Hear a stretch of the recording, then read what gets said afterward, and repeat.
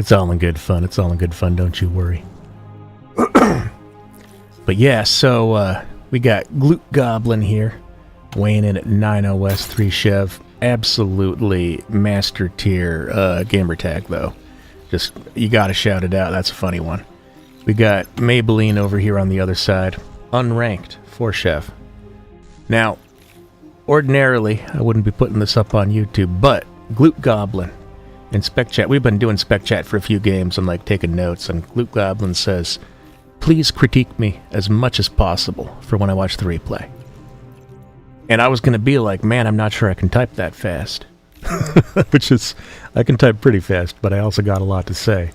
So I figured maybe, instead of trying to type it all out, give myself carpal tunnel, I'll just pull up the stream and we can talk it all out. So, starting off, we're about 2.5 minutes in, so there's a lot of opening that we missed, which is actually a shame. I would have liked to talk about that stuff, but here we are now.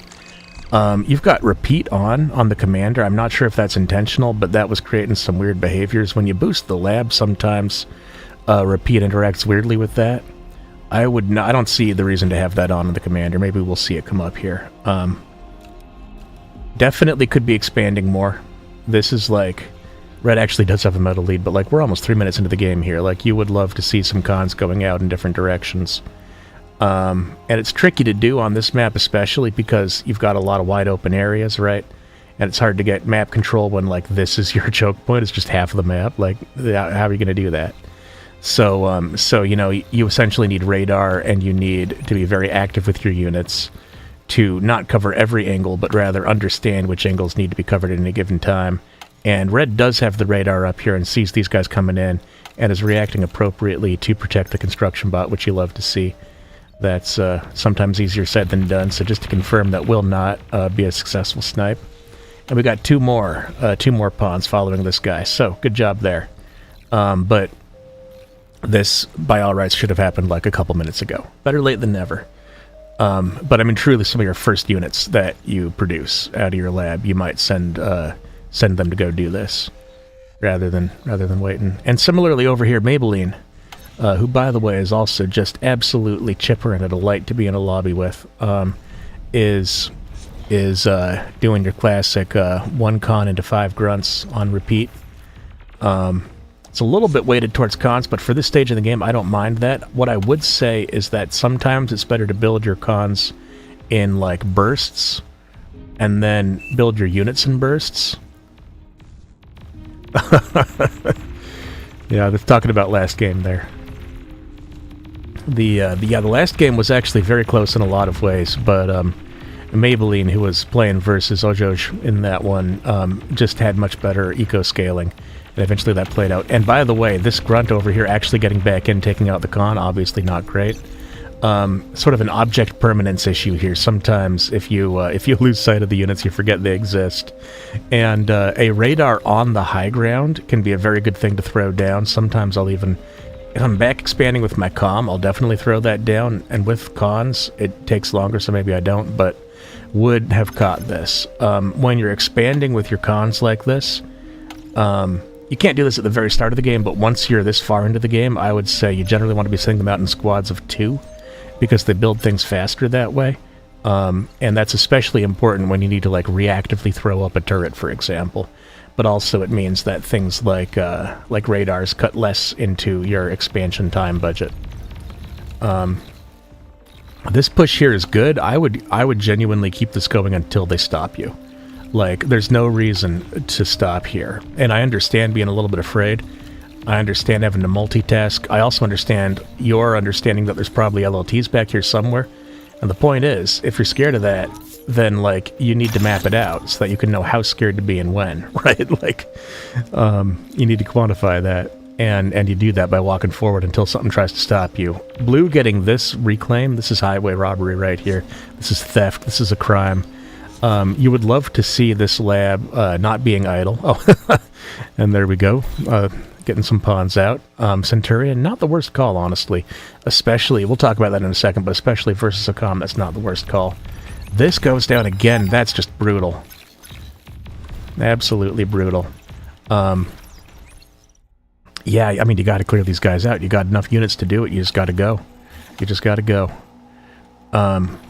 You don't want to overcommit, though, because if you're taking, what is this, like 20 units to fight 2, then you leave yourself open at the front. Luckily, the Centurion is here.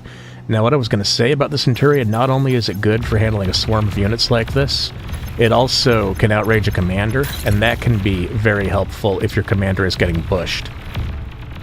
It can allow you to win a lot of micro battles. Now, this is actually a huge metal donation by Blue. This is very good for red here, and you need to immediately recognize I have so much reclaim. I can res all that. Alt-Shift, click Laz twice, get 10 Lazarus in the queue, pop those things up. Maybe 5, actually, because you probably need more units, too. But truly, you want to instantly start resing this stuff. And it would not be bad to eat it, but it would be much better to res it. And if you don't res it, then this construction turret will automatically reclaim it. As soon as it's done repairing things, then its downtime is going to be spent on reclaiming. We'll see here as soon as it's done making these repairs. We also have a dead mechs here that needs to get rebuilt. And yeah, this is basically... I mean, this is a game state that's pretty hard to deal with once you get into it, right? Because you're behind on expanding, and that means that you can't afford to build enough expanding units to stop being behind. But actually, we do have a bit of a metal bank here, which, I mean, that's actually surprising, but, you know, you take it. Oh, this is... Yikes. I think the radar died. And, okay, we have a frontline radar, we're just not responding to the information. Now, yeah, at this point, I mean, the game's basically over. These pounders mean you cannot walk on Blue, and Blue will walk on you. There's no eco going on here. Yeah, that's I think, correct to tap out there. A lot of things went wrong here. The biggest thing... The biggest thing, hands down, was letting these grunts stay alive in the backline for so long. They got so many con kills. Look at this. I mean, it's just... Yeah, it slowed down Red's expansion so much, and that really, economically, was what sealed things. And if we look at the graphs here, metal produced pretty much neck and neck for, you know, about this far, and then it's really when Red's expansion gets slowed down, and Blue continues to scale up while Red is more on a straight line path here. I mean, that's what sealed the game. So, you know, the two takeaways from that: expand more, and also, don't expand less, meaning don't let your expanding units get killed. Easier said than done, I know. That's what the game's all about. But yeah, fun one to watch.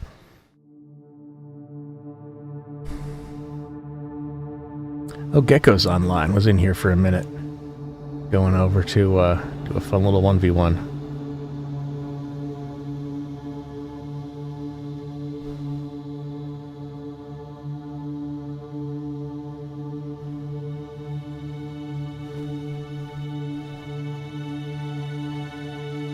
A little bit of lobby chat here. Add them in with alt so they only build once. Then you can just queue them up on demand. You want 3 more cons, pop 3 more cons in there.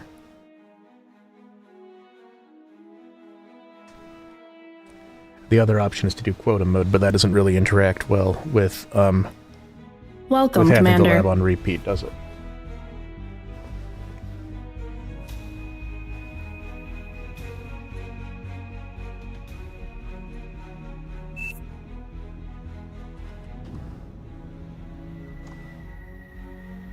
They don't have not enough cons? I'm not sure why that would not be enough. Seems like enough to me.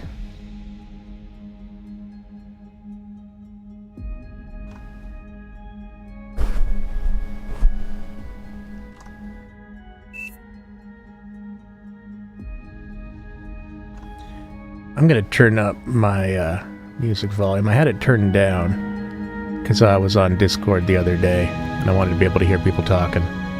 But I'm realizing now that my audio mixing on stream assumes the music's louder. Battle started. So we'll give you that.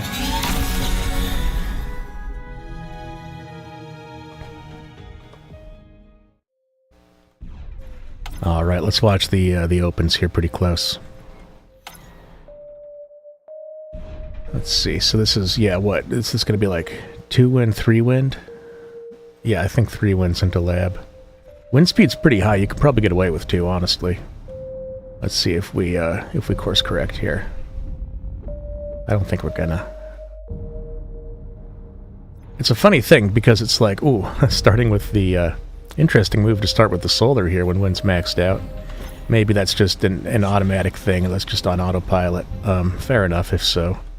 But yeah, definitely a bit of a scuffed opener from Maybelline here. I would not be walking the comm to build the lab either. Yeah, you know, I mean, shit happens sometimes, what can you say? It's one of those things where it's like, I'm not going to call that perfect play, but also I think people can get a little bit too bent out of shape about how much it matters, frankly. I think there's other decisions later in the game that matter like 1,000 times more. Nice to start with the Laz here. I actually really like that, especially as the wind is going down. I don't know about leaving this half built. Dang. Well, you know, I don't think you need me to tell you. Any other things I could say about what's going on over there? Hope we're doing alright. Something dropped and broke? Oh, shit.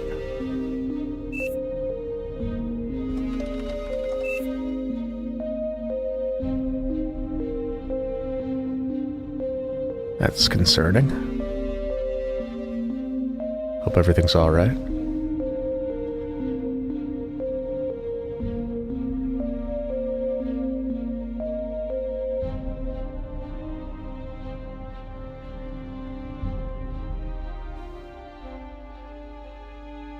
Well, let's see. If we're just killing time here, let's take stock on where things are. We got Ojoj. I love that name. I'm probably saying it wrong, but that's what I'm going to say. With a big lead here on energy and on build power from having this con out. This con's still in the process of being built. Hope all is good.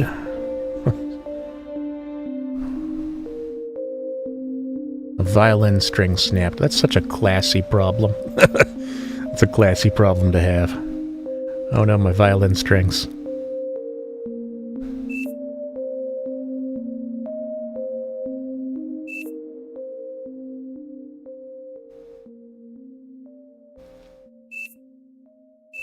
Okay. Battle resumed. And let's get back to it. Let's get back to it here. So, still very early in this game. This con's about to come out. That'll be kind of a difference maker, seeing what that con does. If it were me, I would honestly be thinking about getting, yes, exactly, getting a con turret right away. And the way you're deciding this is you have enough metal in the bank and you see that the wind is high. And so when the wind is high, you don't want to overflow that energy. And so this thing that takes an insane amount of energy to build, that's actually a feature, not a bug, in this context. And then when your bank gets low, you could switch the comm back to producing winds, just to lower your overall energy consumption once you've burned through your bank. But I think that's a really good move, and as soon as that's up, then you can bring that con out to expand, because you know you have enough build power in base. That's exactly right. Very good execution there. Good course correction, I would call it, by Maybelline there. And I like moving these ticks away from the comm. The comm can defend itself, but you want to make sure that your expanding con doesn't die. This is a little bit dicey here because we're not committing to covering that flank, and so now these ticks actually do have a window. We'll see if it gets used.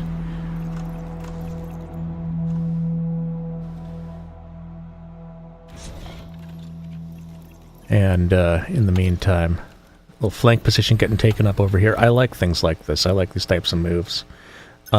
It's less intimidating if the opponent doesn't have radar, but just this thing of being like, listen, you can't move out of your base. I'm ready to attack at any time. I'm not attacking right now, but give me half a chance. It's definitely something that, like, it can slow down your opponent, get you some map control, just implicitly there. Good move. Now the metal lead swinging towards Ojoj, actually, on account of that reclaim. Red going to lose a resbot as well. I don't know about dropping... I think... So, dropping the turret before the mexes, I get it. The argument's for that. You don't want your comm to get swarmed. You don't want to lose your mexes, etc. I think if you have the radar, you can see this and you can know what's happening. The comm is walking forward and expanding and dropping an LLT, right? Like, that's... So... It would not be off base to assume that's what's happening. This is really good, this little run by here. Could have self-D'd the mechs. I don't blame you for not having the APM. but you could have done it. That was a little bit worse. You should have stood further away from the mechs so that you don't catch the splash damage. That's one of those things that like you really have to pay attention to with ticks in particular because they're so low HP. Now let's see, we got this front lab coming up here. I do like that as well. I would love to have more build power near it. I actually think that two of these cons should be expanding as a team of 2. And it looks like they're gonna now head out and do that, maybe? Yeah, I don't know. We still don't have a con turret in base over here, which actually at this point, if you're dropping the forward lab, maybe you don't even need it. You would only really use it for building wins. We're not going to build that many of them. But yeah, definitely would be nice to be able to free these cons up to expand, right? And that's only going to happen if you have some other build power going on. Do we have any res bots for blue? I don't think we actually do. That might be a mistake. That's probably a pretty big mistake, actually, because we got a lot of cactus over here, and we could also reclaim the backline lab with those as well, which could be good. Over here, yeah, I think the lack of expanding backwards, I mean, we're 5 minutes into the game here, you know, like, and that should be the easiest direction to expand in. At the very least, this high ground, you can cover it with, like, 1 LLT, right? Like, drop that, and then drop some mexes close to it. Now, let's see what's going on over here. This is good timing, actually, getting these guys in right before the turret goes up. Well done there by Red. And yeah, this is another thing with having a pair of cons, is they can repair each other, which looks a little bit goofy, but it does actually meaningfully extend their lifespan. I don't like the decision to switch from repairs over to eat. I think that's something that you do once you've accepted your death, and I don't agree with that decision necessarily in this context. Now, this is very funny, having this Laz move into the front to try to reclaim. I don't know how that move came about. One thing worth noting here, all these cons are on high priority. That means that this turret can't actually fire when you're restalled. Ditto for this one. And you're gonna see that, I guess it is firing. I would expect, I'm not sure if it was firing at its, like, max rate of fire, you know what I mean? I think it was firing slower than it otherwise would have. But anyway, what I was going to say is that if you have your guys off of high priority, then that leaves a little bit more headroom in your energy bank for the turret to make use of, which can be important in those kinds of moments, because the faster you kill those dudes, the less damage you're going to take. Over here, obviously, going to get some damage. Sniping the con and the mechs would be good, but we are dropping Rex on blue's side of the board here, right? And now that blue actually does have res bots out, and is in fact correctly using them to res, you got to be thinking about those Rex quite a lot. This is 7 ticks. I actually really like this. I like, at this stage in the game, continuing to be active with groups of ticks. I think a lot of people are like, oh, they've got LLTs up, it's not going to do anything. First off, you can kill LLTs with ticks if you believe in yourself. But secondly, it's really, I mean, it's effectively free. This is 126 metal for all of these. And look at the damage it can do. And it basically forces your opponent to stay honest. If they get greedy, if they slack off on defense, then this happens to them. That's a game-ending move right there. That was actually outstanding. And that was not even 150 metal to make that move. You know what I mean? Like, that cost about as much as these 2 pawns cost. A little bit more, actually. Maybe 20% more, but you get the idea. So that's quite good. And again, yeah, just keeping the pressure on. I agree with this move completely. This is how you play when you're ahead. You keep attacking. You keep forcing your opponent. Because, I mean, the thing is, if you're ahead, you want to be forcing your opponent to do a lot of things at the same time, because you know they can't afford to do any of them. And if you force them to only do one thing, then maybe they can just barely scrape enough together to do one thing. But that's, for example, why it's so strong to bomb in a position like this, is I'm saying, I know you can barely afford to defend me on ground. I know you can't do that and get anti-air up, right? Even if you hold on ground, you can't do that and get anti-air. And so forcing them to do 2 things is always better. Well, not always, but you get what I'm saying, man. I'm rambling now. Let me get my momentum back here. This is a little bit... Okay, this is actually... Oh, we got a self-destruct on the comm. I'm glad I didn't miss that. I like this move after knowing that you've killed all the wind, because you can be pretty confident that if your opponent's producing units, then they're restalling. And if they're e-stalling, they're not going to have that 500 energy for the D-gun. So that is, I think, that's a very, like, heads-up, big brain kind of play there.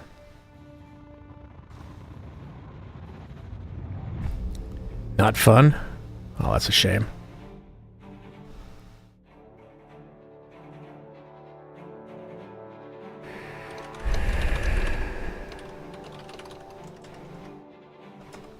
Definitely got crushed at the end there, but it was even for a long time.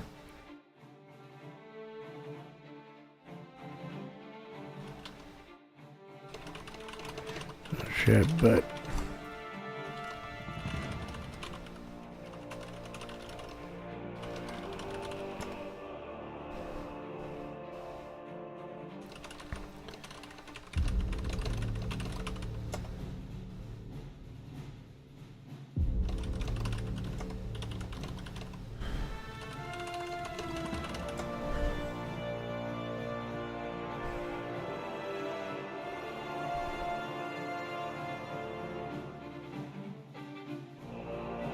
You know what I mean. Let's not pretend you don't know what I mean.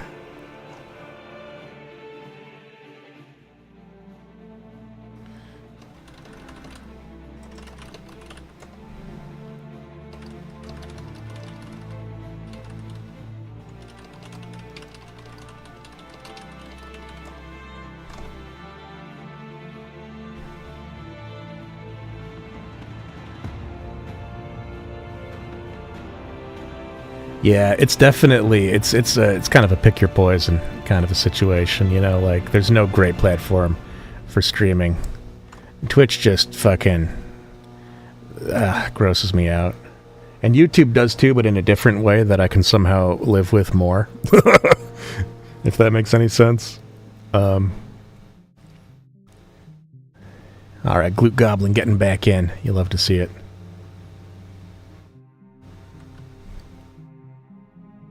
Oh man, we got 4 viewers right now. Hell yeah. I appreciate that.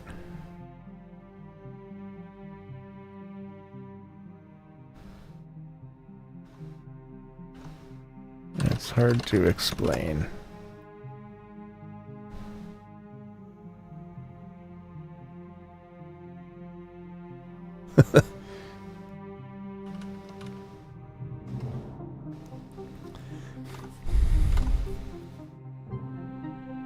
I don't know, shit, I can play if you want to. Yeah, it would be better to get OJ playing. I don't want to, like, stomp someone here, you know what I mean?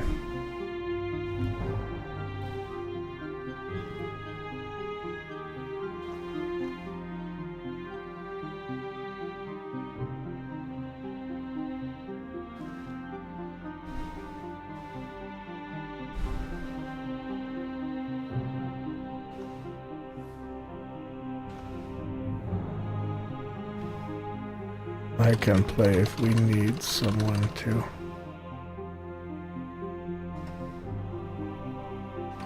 Want to.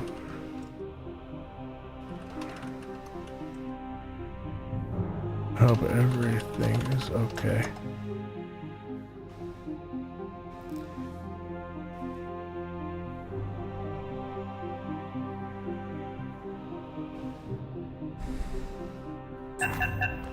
All right, let's play. I'm going to see how long I can go in this round only building ticks. That's going to be the challenge that I set for myself. Welcome, Commander. Is to Please only build choose your ticks starting location for like as long as possible.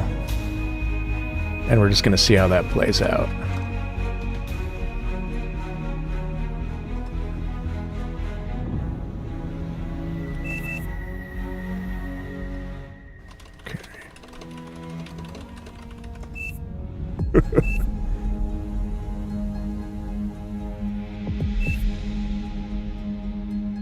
If we do a bonus, then I'll play for real.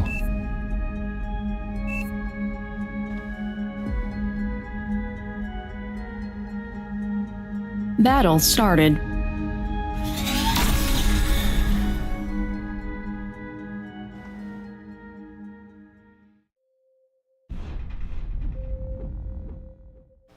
Alright. Watching the wind here, it's not super high, so we probably will start solar. Probably will start like solar into 2 winds. That's the usual routine, isn't it? And as soon as I decide on that, the wind picks up, which, I mean, I don't hate it, but, you know, now we're down this path, aren't we? Alright, bot lab going up. Tick time soon.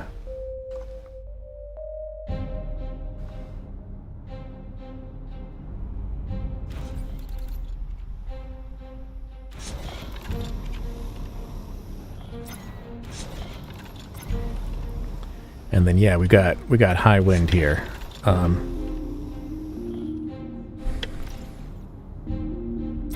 I'm gonna have a few winds queued up, and I'm using space to switch my 5 mins. Switch my comm over to boost the con.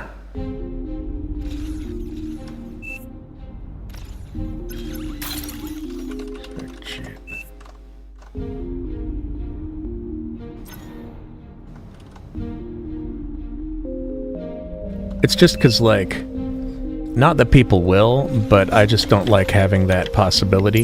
You know what I mean? Like, basically, if I'm going to be... Not even if I'm playing, but if I'm spectating and doing commentary on someone else's game... I'll explain it on mic. Wait, 5 minutes. Basically, if someone... if I'm spectating a game and like that game becomes less fair because I'm watching it, like that doesn't feel good for me. I'm not okay with having that kind of an influence on the spaces that I'm in. You know what I mean? Like I want to make sure that it's not a net negative for me to be watching the game. A net negative for the players. In my own games, I don't care if you spec cheat on me. I mean, I'd rather if you didn't, but also, it's like whatever. Like, it's only a game, so I'm not going to get too concerned. But if I'm fucking up other people's games, then you know that's something that they presumably didn't ask for, and it's just not fair to them, I think. Okay, wow, a lot of ticks out of my opponent as well. Did you maybe hear me say that I was going to do this? Are you matching me on the tick challenge here? I think maybe we do this, then that, and then back there. Units under attack. Oh boy, yeah, this is actually... Unit lost. Yeah, outnumbered me here. Look at this.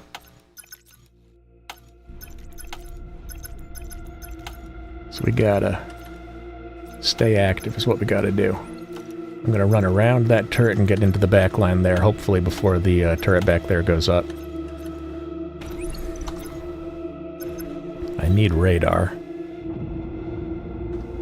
I need metal, though, more than anything. Oh, wow. Okay, we took a backline start here. I don't see how music has anything to do with it. Oh, I guess because you have double music? I don't understand the connection.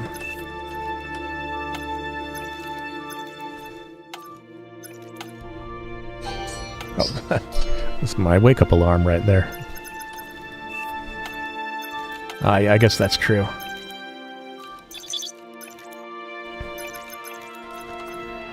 Well, you know, I'm being out-expanded quite fast here, actually. Let me do something about that. Good job to my opponent. It's kind of throwing me off trying to talk and play at the same time. You know, it's weird. I can talk into the void, but actually having a conversation with another person while you play is quite difficult. Now, that target fire micro there combined with the flanking surround was able to turn that little engagement.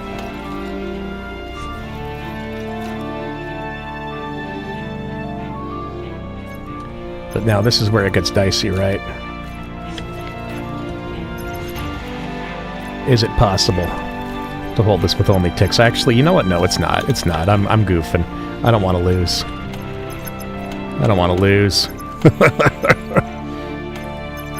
Low And power. I'm folding on this challenge basically right away. It goes like that sometimes. Switch that down to low priority there. I'm going to try to get onto the high ground here. See if that can work out for me. My opponent should be attacking. If you see me run away from your army, you should assume that I can't stop it. I think that's, a fair assumption.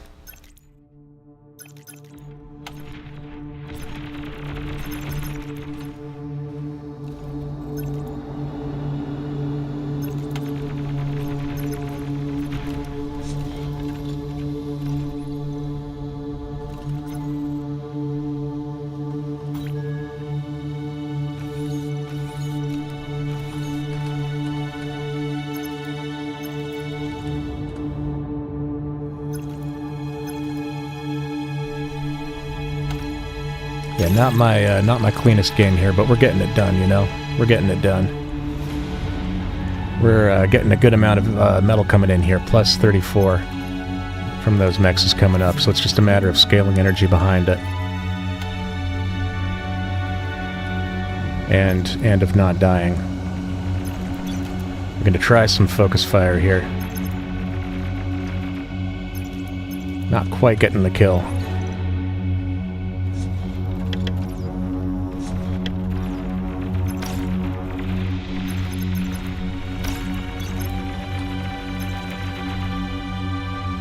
And there, yeah, this is the correct play to be making.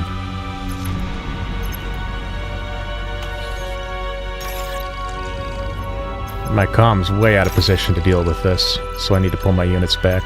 Metal extractor lost.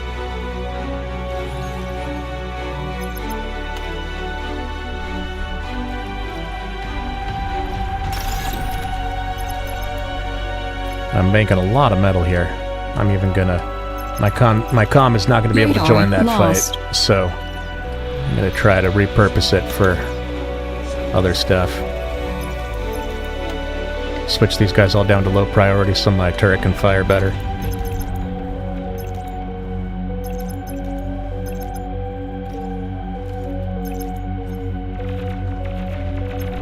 You are wasting metal. Not good at all, and that's me being distracted and not scaling my energy correctly. It's hard to do on this map, to be fair. Hard to get it right.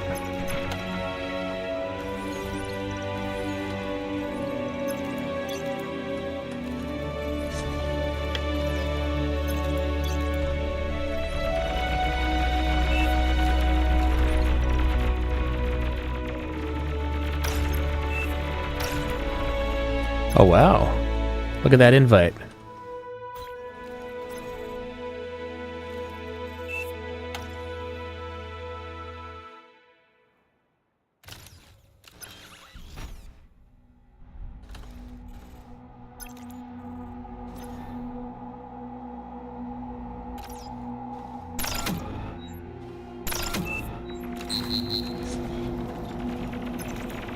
This is not bad at all, actually. Not bad at all for my opponent here. Metal extractor lost.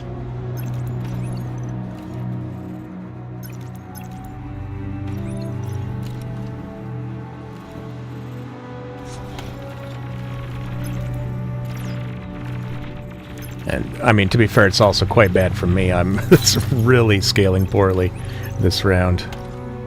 Let me put these guys to work.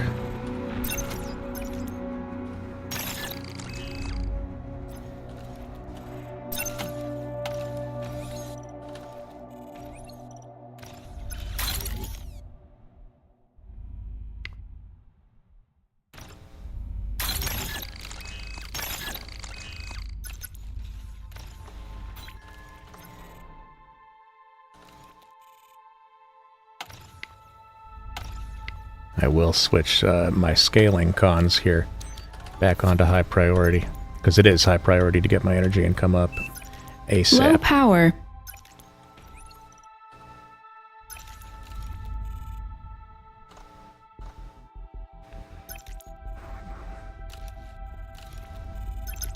Okay. And we can engage, yep, okay, so there's the Centurion. So that means we switch into maces.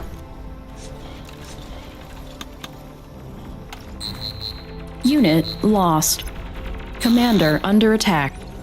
And yeah, I've got enough turrets there that I don't need to worry about that push. My main thing I need to worry about is counterattacking and not dying. So yeah, we're going to focus this Metal down with extractor everything. lost.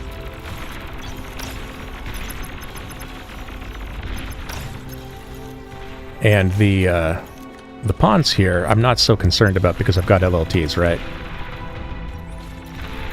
It's mainly the Centurion that I think is the scary part of that situation.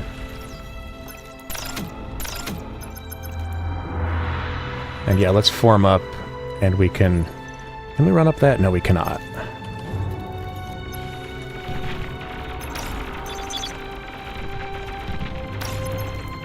Alright, good damage there. Head on up here. And yeah, see, we don't even need to defend if we just force them to pull back. Let's You are not try to wasting take energy. those. Tech 2 unit Oh, detected. wow. T2. Bold move. Whenever you push someone and it's easier than you expected it to be, it's always because they're going T2. Which makes you wonder why they think it's a good idea to go T2 if they also have that experience.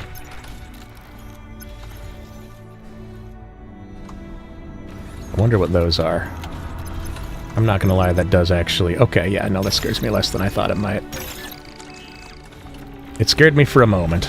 Metal extractor lost.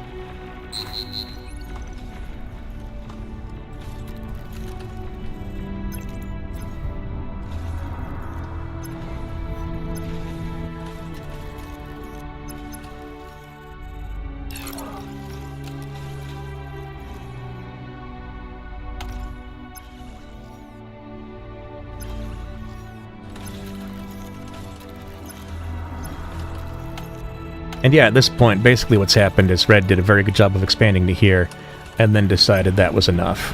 Whereas I was a little slower on expanding, but I've been doing it steadily. And so you can see sort of the momentum of the game shift with that. I am going to go up to Tech 2 now, because I'm banking quite a lot of metal.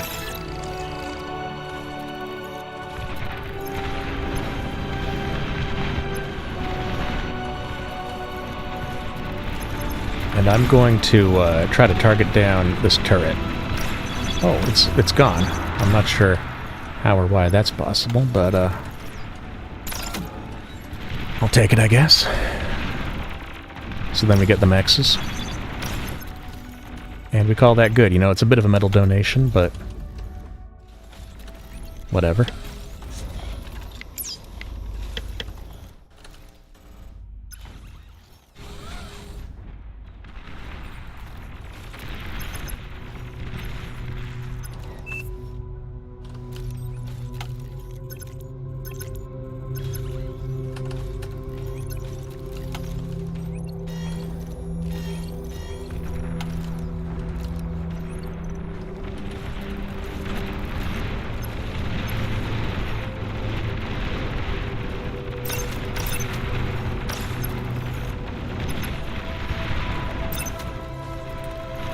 Okay, I would not be surprised if we're gonna see some dudes trying to run through here in the near to medium term.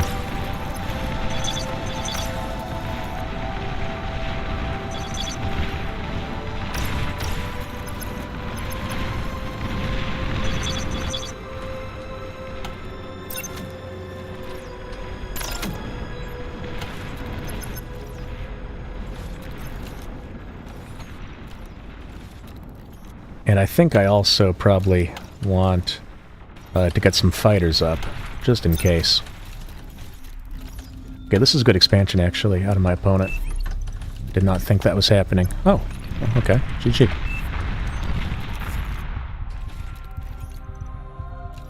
So let's look at the energy graphs here, because this is what will show my big failing here. And yeah, you can see when it ticks over.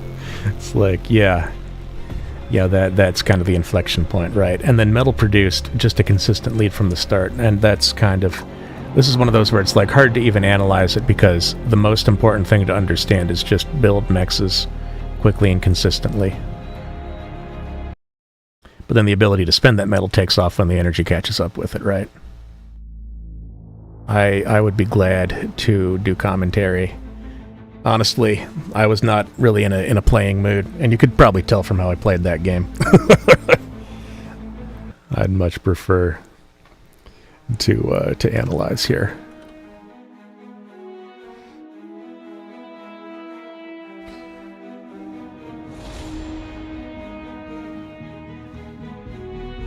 Welcome, Commander. All right, OJ. Oj. I'm not sure. I hope it's not disrespectful to say it like that. I'm just having fun here, but yeah. Over here in the blue, and then we got Rise of Killer over here in the red. Rise spelt the cool way. Now, back start versus front start.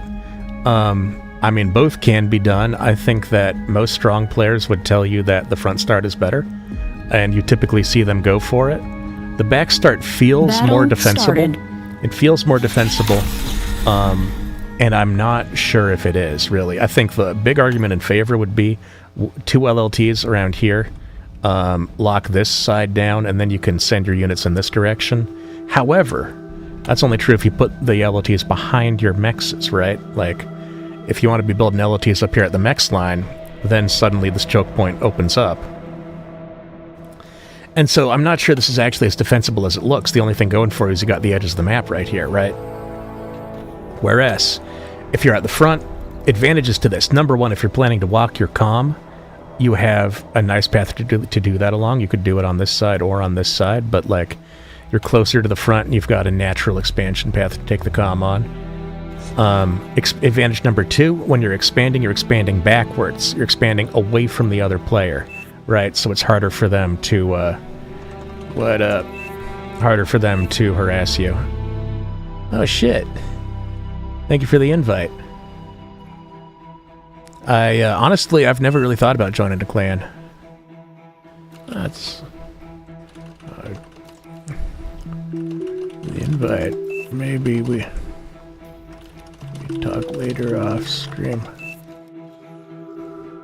Appreciate that very much.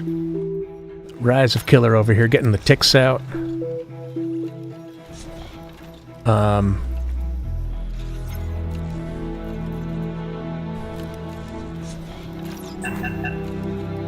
The ring. Oh, cool.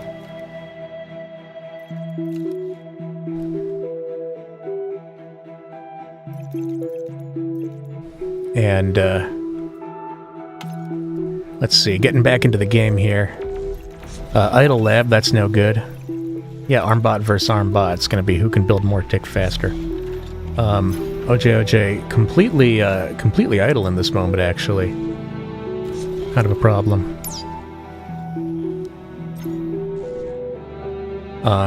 It's sort of shocking, actually, that the ticks haven't attacked, considering. Yeah, it's really just living on borrowed time here.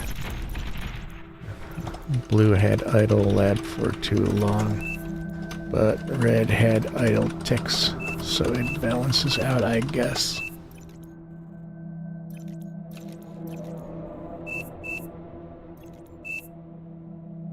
Commander is OP. But yeah, I still like the damage that red's getting in here. Although it's interesting if you look at the graphs. Like, I mean, metal produced is dead even. Energy produced is in blue's favor. We'll see if that shifts. I mean, energy per second, actually.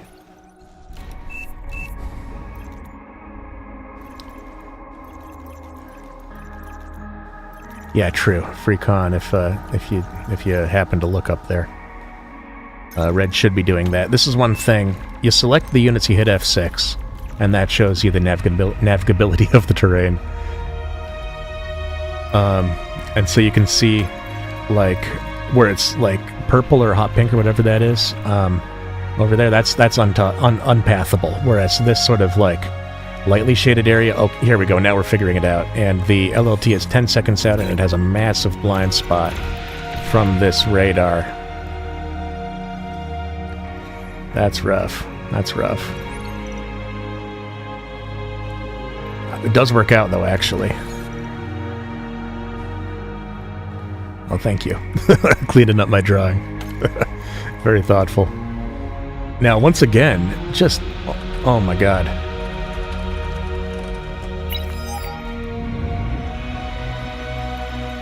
I mean, listen, you do what you gotta do to get ahead. I would for sure be building the turret first. I would also be having both of these cons expand to the same place so that they can build the turret faster. Although, there's an argument to be made that this is less travel time. And that, therefore, it's, like, better on paper mathematically. And that would not be wrong. There's pros and cons, and you don't want to be reductive about it, but, like, the advantages there are real. Would love to see these guys continuing to go in. This is one thing about this back corner start, is that it's so easy if you lose map control early, which you probably will because you're further back and further from the center. If you lose map control early, it's so easy to just get boxed into your corner. And the more turrets you build, the more likely that is to happen. Now this... Listen, you gotta react to that. You gotta catch that.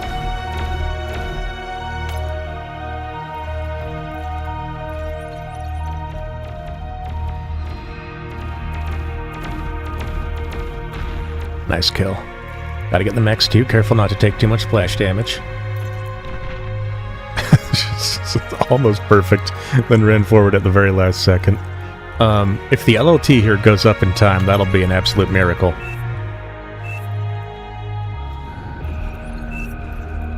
Yeah, Abraxas, getting it exactly right. Abraxas, very, very smart player. Honestly, someone who I'm surprised is not... Where is Abraxas, actually? Where? I don't see you in the lobby list. How is this possible?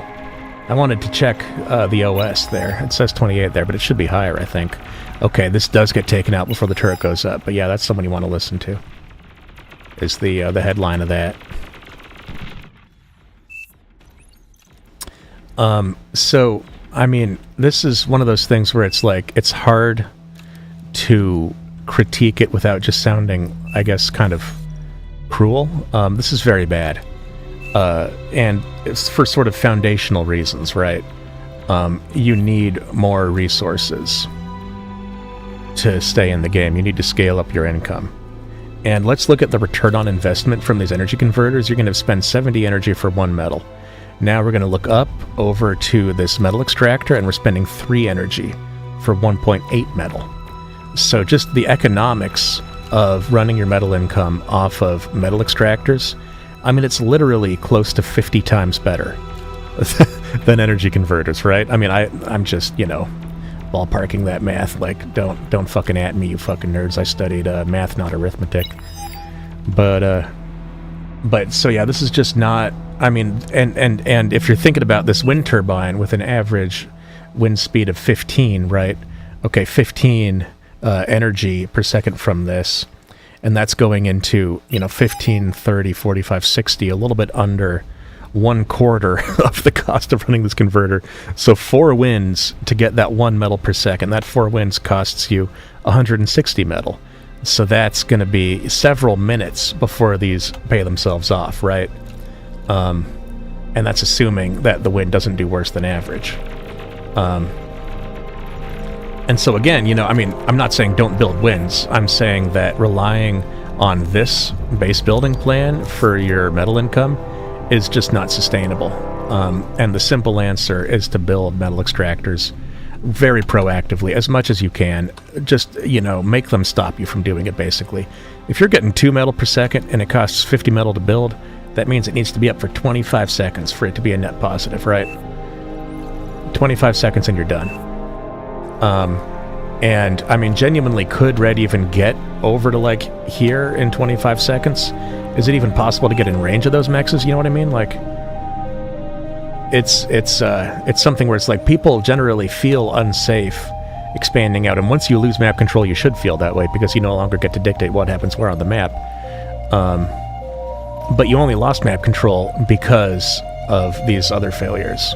Starting the corner was the first thing. Building almost 1,000 metal worth of turrets is another thing. And I mean, when I'm calling out, like, oh my god, I didn't realize there were all these as well. 1.5K. And it's like, basically, it's not just saying, oh, you're spending so much on turrets. It's about what you're not spending that metal on, because you've got a limited bank. There's only so much metal that you've produced over the course of the game, right? You can look, metal produced, 5.9K, 9.96K. Ojoj is at like 10K, up 4K metal. And if you're spending, like... Okay, so this is literally a quarter of the metal that Red has produced in the game has gone to these turrets, right? And so think about what else that could buy for you. I mean, literally, that's the cost of Blue's entire army of pawns here. So you could match that army if you didn't have these turrets, and then you would have something that can fight and attack. So that's just kind of better across the board now, isn't it? And very lucky that this is going up. We'll see if it stays alive long enough. But yeah, I mean, the game's essentially over here. It's hard to know how to close out a game like this. I mean, there's 50 things you could do, right? The main thing is turrets are going to trade efficiently when you fight in range of them. Like, that's sort of the point of them. And so I think the best thing to do is to engage them, to engage the opponent, that is. Yeah, that's Abraxas with the real headline here, which is that if somehow the strategy works out, that would rock so hard. Which I agree with. But what was I saying? Oh, basically, you want to avoid getting hit by the turrets. That might sound obvious, but some people need to be told that. And so, a couple of plays you could go for. Artillery are one. Missile trucks are the easy way to do that because the micro is simpler. My preference would be gunships. And it's very much the thing I was saying the other game of just saying, like, okay, you can't afford to solve the problems you already have and solve this new problem, right? I can continue to maintain at my current rate on the problems that I'm currently giving you, and I can take any, like, new income from scaling and put that extra income into this new problem that I can also create for you, is kind of the mental model of what you're doing there. That being said, just building like 10, 15 blitz and walking in, it's a time-honored strategy, and god damn does it get results. Especially considering this is actually kind of funny. There's 0 LLTs on this path. So you could just walk in and kill everything. It's needed more LLT. LMAO. Oh no, LLT is not actually the answer here. The answer is units and army positioning. I mean, it's simply like, this type of a game is, and by that I mean the RTS genre, is all about positioning and out-positioning. And it's just such a strange mindset that some people have to think that they can out-position mobile units with static ones. Like, if I just pick the right spot, then I'll be fine. It's like, no, man, they're just gonna go where you aren't. They're just gonna go where you aren't. They're going to avoid you. Oh, Abraxas got pinged to play a different lobby, I guess. Alright. Oh, versus Gecko, actually. That might be fun to watch. Gecko's the homie. Alright. And yeah, this is basically what I was saying, where it's like, you know the game's over, but also if you feed units into turrets, anything can happen. This, however, is the correct response. Oh, we're building Centurions and we're sending them in the wrong direction. We do have radar, so I don't really know why we're not responding.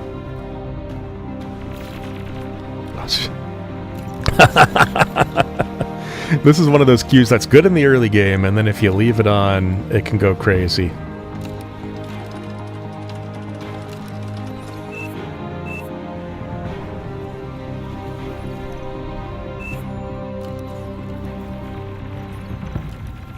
Yeah, I don't think this is as bad as you might think it is. You can take these cons in 2s or 3s, and right now you don't need much expanding. There's a little you could do, but you can always just send them out and build a field of winds, build a field of converters, grab one of them, throw down some more turrets, right?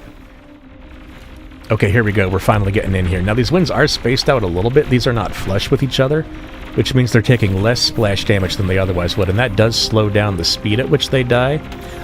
If you do set target micro, it will prioritize. It'll cycle through them in such an order that it'll be shooting like adjacent winds one after another. So it'll prioritize hitting ones that are already damaged because of the splash damage. And so you can kill these deceptively fast if you do that, like set target, area select micro. Yeah, this is amazing, and this is what you can do with these really cost-efficient defensive units. And so, things you can do on attack here, especially if you're banking metal, I would be going into stouts, right? That's probably first and foremost. The HP difference, you're going up from 750 HP to 1780, right? So you're more than doubling that. And you've also got a much longer range, which means, especially versus lasers, that you can engage to closer to their max range. I believe they're still going to outrange you. Yeah, 350 versus... Actually, no, you outrange Centurions, wow. But not the sentry turrets. However, the laser damage obviously scales off with distance. And so if you're engaging from max range, they're doing less damage to you. So it's nice to be able to have that going as well. And yeah, in fact, we do see the switch into stats here. This is the right call. Not spec cheating, by the way. I'm on a 5-minute delay, as we talked about. But now I can be like... Now, in this moment, when I say the thing and then it happens, I don't have to be like, oh, did you hear that? I can just be like, oh yeah, we're on the same page. We're thinking the same thing. It doesn't cheapen the plays that are being made by the players in the way that it would if everything became suspect if I was broadcasting live. You know what I mean? Anyway, Rise of Killer over here. Rise spelled the cool way. Is walking forward. LTs are the answer when your opponent only remembers how to make light unit.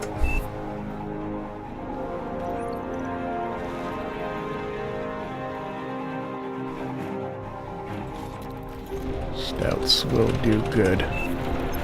Well, actually, in this case, the stouts will get flanked. That's pretty horrible positioning. But even with that positioning, they're still in good shape here. This would be an insanely funny way for this game to end. If the comm just walks into LLTs. I mean, you'd just have to laugh. This reads like a death wish, I would go so far as to say. And yeah, similarly, yeah, the Centurions... Oh. Really an incredible time for an E-stall, actually. This turret's not firing, and that absolutely saves Red's hide here. Oh boy. And yeah, not really even able to make the LT, and we're gonna probably... you can't even... You're having trouble degunning. Okay. Yeah, no, I think you're in trouble, man. And we see the bombers coming up as well. I definitely would have gone for this a while ago. I think this is absolutely the right play. I would have considered going for gunships instead and just sniping the commander. Sort of cut to the chase, you know what I mean? But the bombers, also quite good, right?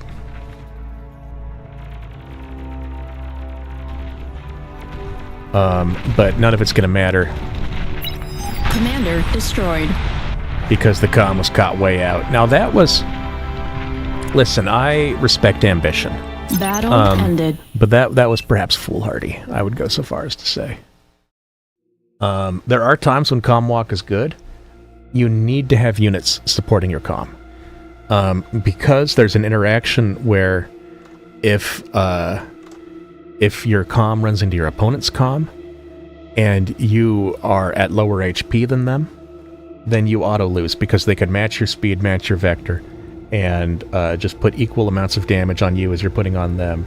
And you will die first, and they will technically get the win, even though they will also explode in the aftermath of your explosion. They technically get the win.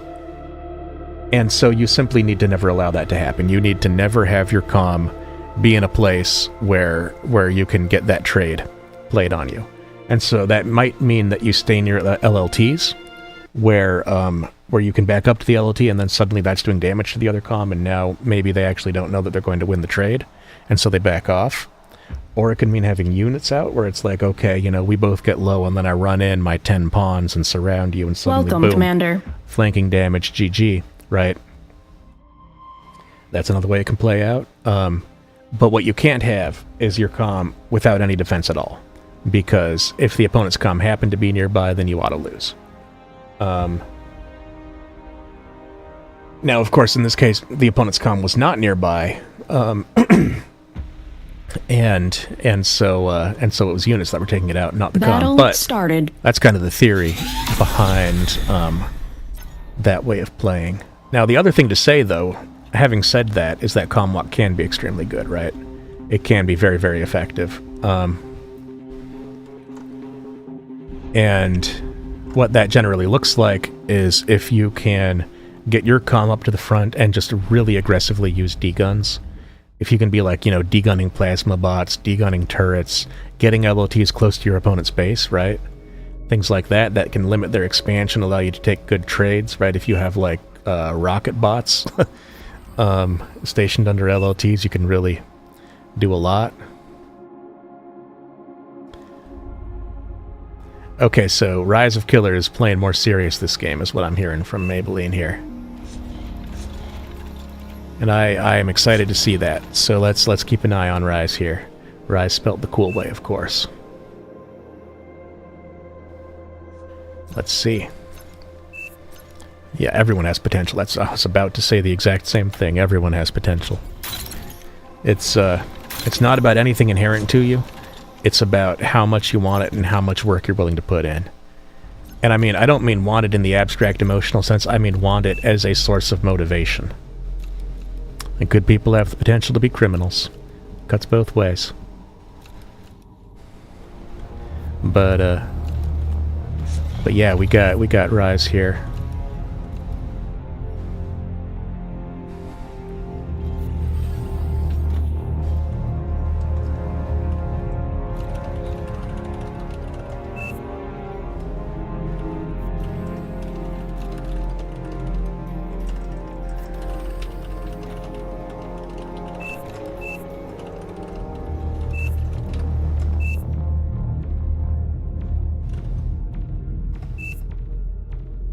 Not blaming, that's a huge part. Gotta have that healthy mindset. This is nice here, getting the solar turned off. Well done.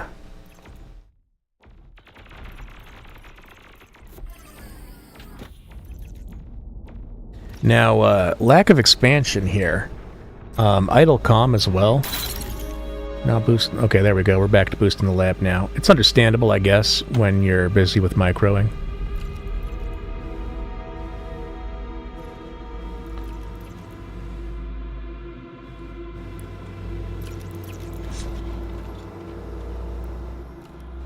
Interesting rally point here, actually. That's pretty far. It's, I generally don't like to have rallies that would take me through enemy territory, unless it's for, you know, spam, like tick spam.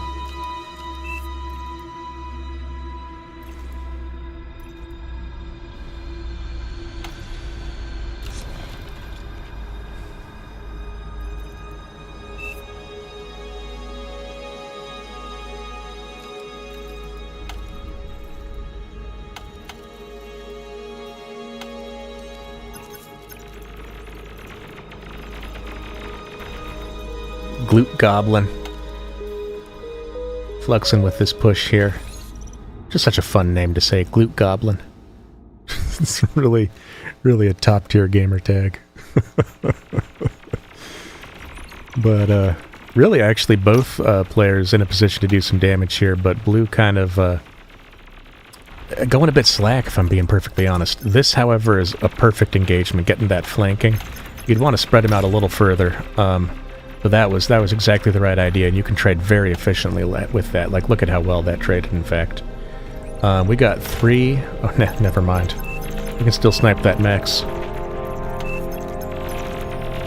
Yeah, this is really good here, avoiding the LLT and getting a lot of damage in. Now, if you're... Yep, there you go. Recognizing that this was... Yeah, you get the idea. Man, I don't know if I'm getting tired or something. Battle ended. Game putting me to sleep, maybe.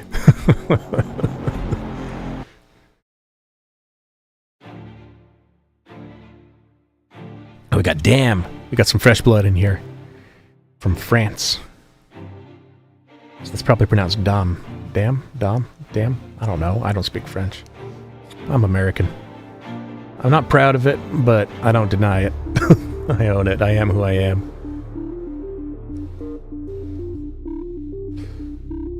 I would strongly prefer for someone else to play, personally.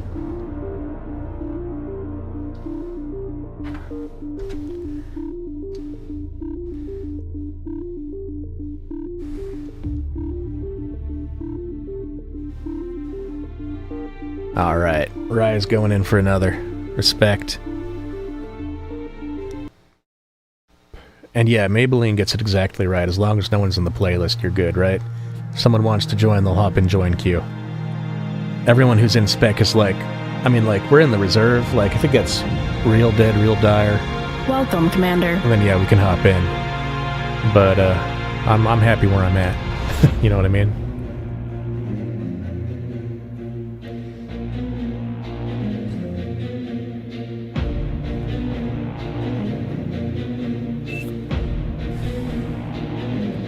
Damn, a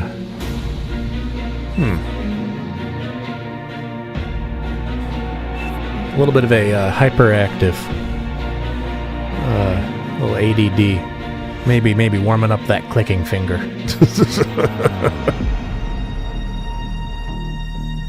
Yeah, I think the front start is pretty well established. Battle It's the best started. option here, right? Like.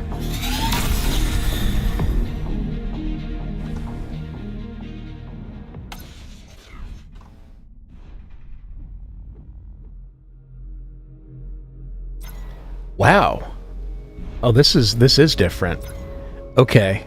You know, I don't know about this exact variation of this idea, but I have to admit I've been trying similar things myself. The thing that I will say here is this energy storage is going to take a long time to build, and it does not take that long for ticks to get across the map. That being said, Dam is playing Cortex, and, okay, going vehicles, so we could get Rascals sent out. Basically, my concern is that without an LLT and without a lab, you just have no way to defend yourself against harassment. And so anything that shows up will trigger a crisis, right? And you're essentially gambling on your opponent not pushing you. Now, to be fair, this lab is idle, and we're going con first. Okay, it's a con. I don't actually hate the splits, Rascal Blitz. Oh, wow.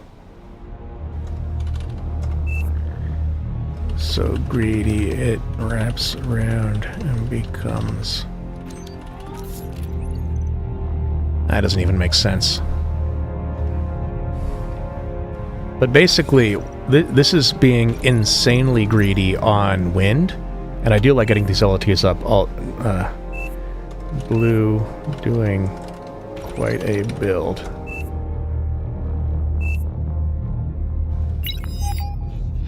Insane wind greed here. No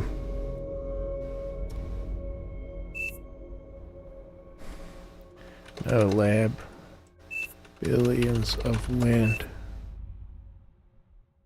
The thing about this is that you're going to start overflowing energy pretty soon, and you're still on +8 metal per second, right? Like, what do you possibly need 8 metal and 220 energy to build?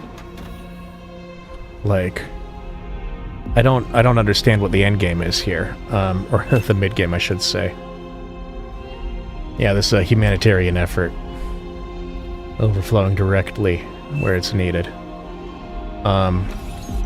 This LLT should be a bit further out if we're doing this, because currently it covers like maybe like an 180 degree hemisphere, but you could get it up to like 270 degrees with a slight adjustment in placement. Similarly, it's funny to have 3 LLTs on this side and none over here, right? I would definitely have, like, maybe that one down here if I was doing this. And we're going more.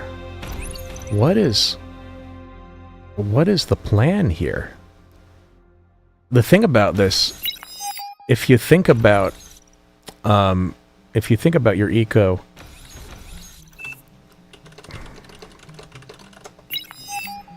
like, genuinely, this is crazy. But no, if you think about your eco purely in terms of how much energy you're producing, then that's one thing. And that's, you know, that's where it can feel like it makes sense. You're scaling up your energy, you've got so much eco, but like your eco is a combination of your energy, your metal, and your build power. All 3 of those need to be in place, and you need to scale them up in and now here we are, we're going energy converters before getting mixes, and we're putting them right next to our clustered winds. This is where I kind of have to start being a hater. E-converters are so wrong here.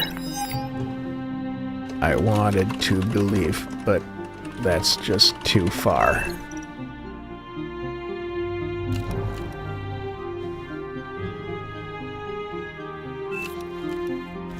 I mean... And we haven't even looked at what Red's doing. Red is not in a perfect position here. Very low on energy, only 5 wins. Completely stalled out on energy, and no con in Q. There is a con over here that is building wins. You would want to take this turret, right-click it on that wind, and get that scaling going as fast as you can.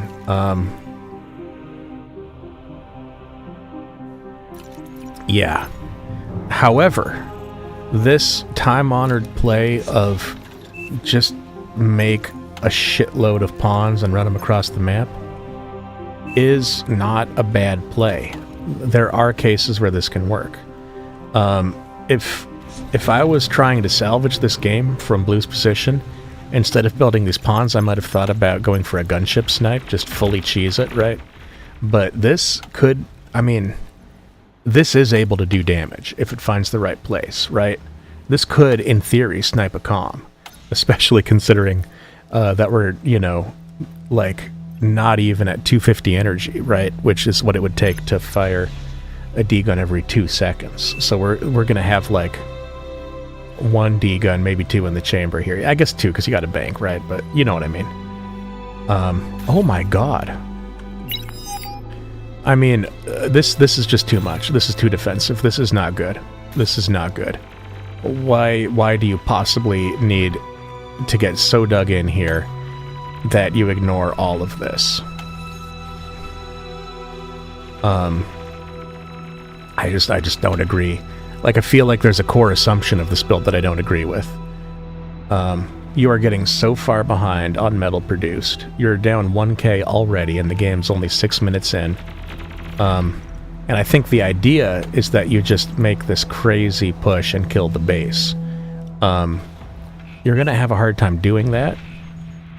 The snipe would actually be clutch. I'm low-key rooting for that. I would enjoy that. Okay, and you know, I mean, you do regretfully have to hand it to the 7 LLTs and an Overwatch and now a Beamer. There was already another one up too.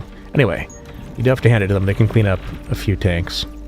But now this push onto the base. Pounders are out to deal with this. Bad luck running into Pounder.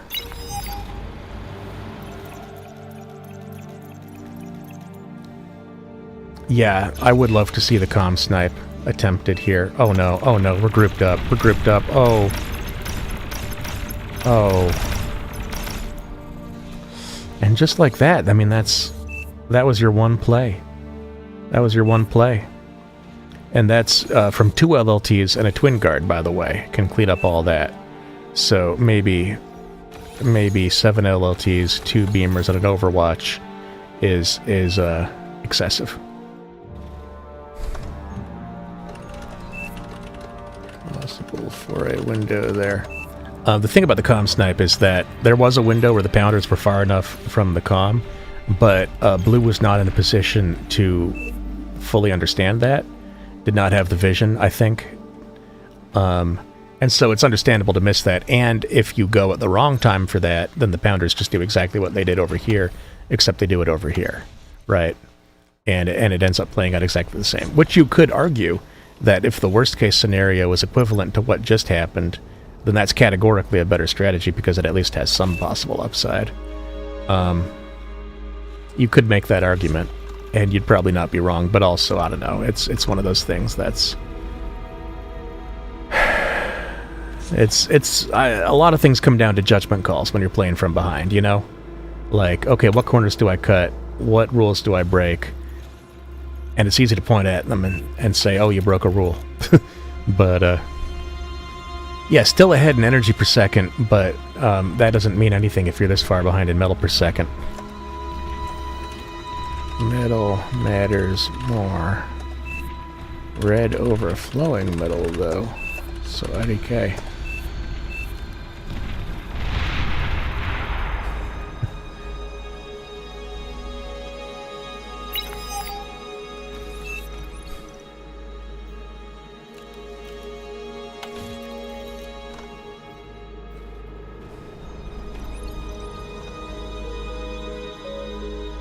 Tried to find something going for blue. Yeah, I mean, it's tough, right? It's tough. We are taking this metal. Better late than never. That's, I think, the most important thing to internalize is better late than never. If you're getting down on yourself because you're behind, like, stop being behind. And I... not to sound dismissive, but genuinely start figuring out... Like, the problem... Let's be clear. The problem is not that the 3 mexes you have here aren't well defended enough. That's not the problem. Arguably, the fact that all of your wind turbines could chain react if either of these E-converters with 167 health gets sniped, that is a problem, and that one actually you would solve by not putting these here. But yeah, basically you're giving up map control, which means you're giving up the metal spots, which means your opponent's getting more income than you, which means that no matter how many LLTs you build, you're just going to get outmassed eventually. It's just going to happen that way. That's how it plays out.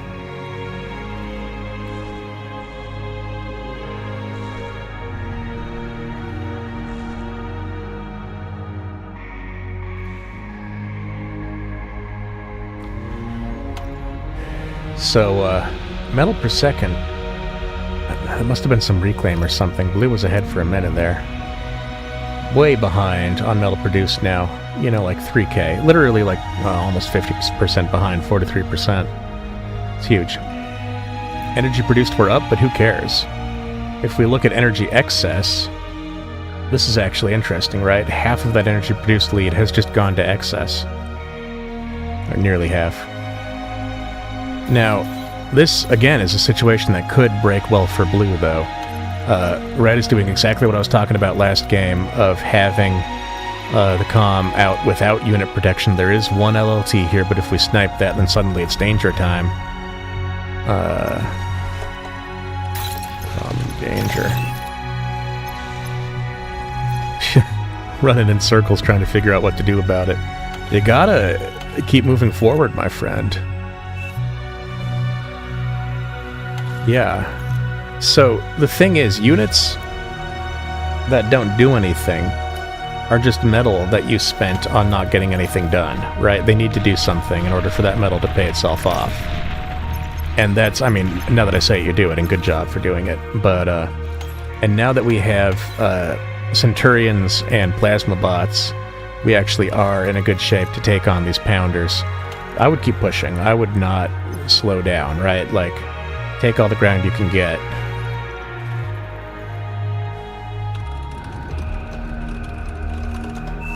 I'm really not sure what these walls are meant to be for. If anything, this actually seems bad. I wonder if those were meant to be mines.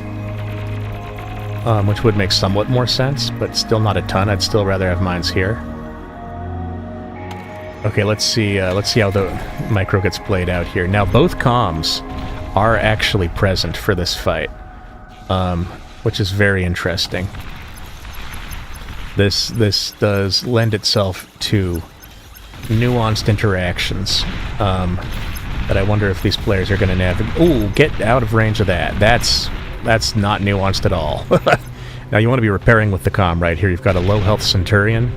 That's a high HP pool. You want to bring that back up to full as soon as you can. So repair ASAP. Really just R, then you drag a circle. Is what you're going to want to be doing there. Oh, meanwhile, good catch. Wow. The run by here gets absolutely... oh god, do it. Chain react everything, yes! Oh man, okay. Lol. Commander destroyed. Oh my god. Wait, I missed it. He actually pulled it off. Yo. Battle ended.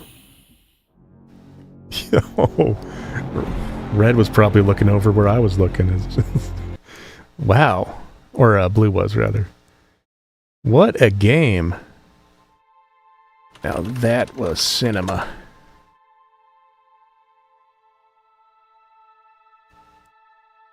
What a game. That was very entertaining.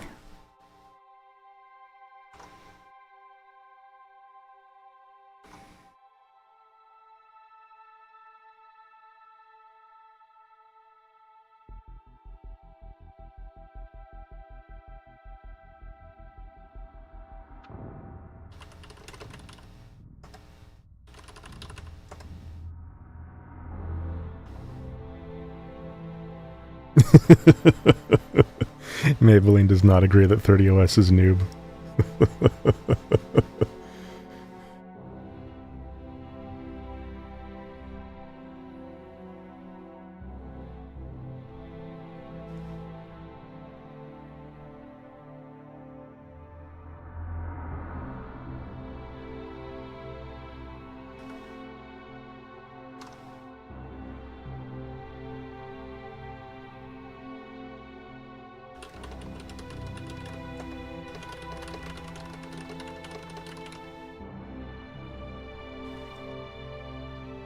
I mean, I was not joking when I said 30OS is noob. Like, I feel, honestly, like I'm a noob, too.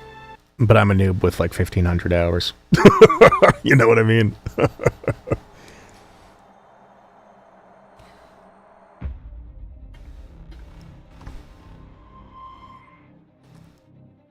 But, you know, Welcome, I think they do actually a good job of having, like, breakpoints that make sense, where, like, 10 OS, 20 OS, 30 OS, 40 OS feel like coherent, meaningful steps up. However they have the scale calibrated, I think they have it right, where those things feel like just the correct amount apart from each other.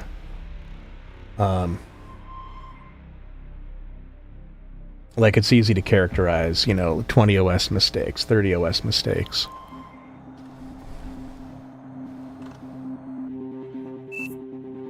Bed gaming, man, that's the life. That's the life. I'm lounge chair gaming, if you can believe it. I got a little C table for my mouse pad. I'm kicked back right now.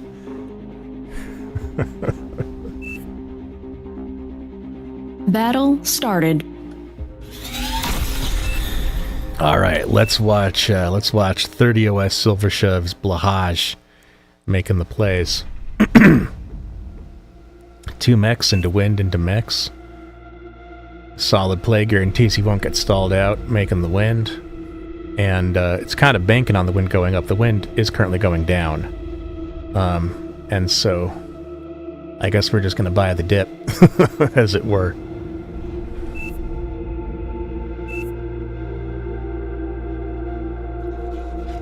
Over here, damn. 3 wind, 2 mechs. Similar build, actually. Probably a little bit more idle time with the comm, if I had to guess. Getting that vehicle planned up. Bot lab coming up over here. Both fine choices.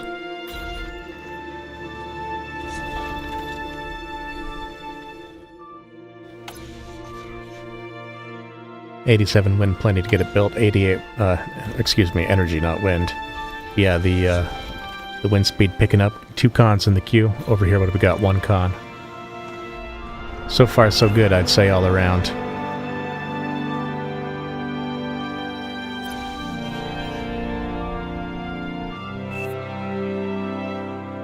Yeah, what happened to that, actually? DME was up here. I was thinking, I remember seeing, like, hella strong DME players several years ago, and it's just, like, occurring to me that it's been a while. No offense intended. I'm just curious. Yeah, people go into other clans, I guess.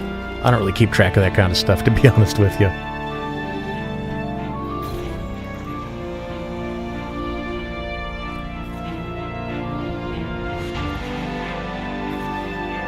Incisors coming out for Dam. I would strongly recommend to have this comm help build this turret before moving out on the map. Similarly, over here for Blahaj, we do not have much build power on the lab. We got just one con here, and no con turret. But we got that classic 1 con 5 grunt Q. A lot of folks love that. No repeat Q for Dam over here, so we got to be keeping an eye on whether metal starts getting banked up over there.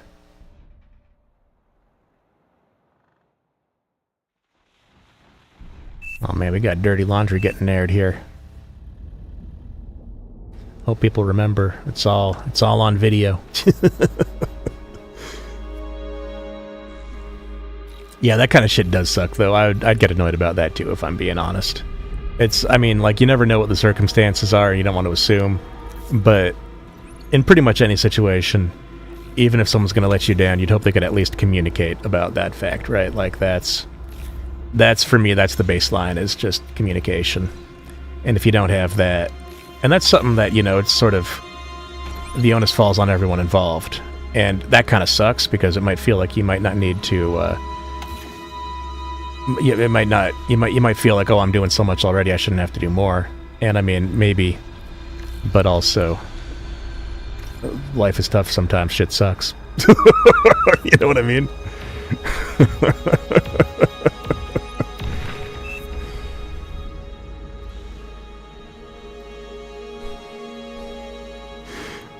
And anyway, getting back to the game here. Good amount of cons out for Blahaj here, and we are going into wind production. Nice orderly little rows of 2 here. I used to be a rows of 2 enjoyer, and I've recently gone over to being a rectangles enjoyer. Both are valid. Both are valid. I think rows of 2 are just easier to bomb, frankly. Is kind of the main thing. Although, if you really want to be hard to bomb, then you kind of got to space them out a little more, at which point it's almost like, well, come on, that's taking up too much space. It's not even. Anyway, frontline bot lab coming up here out of Blahaj. Now over here we have Dam going into the pounders again. Very low unit count for Dam here. We look at the army value. It's actually roughly tied because the vehicles are so expensive.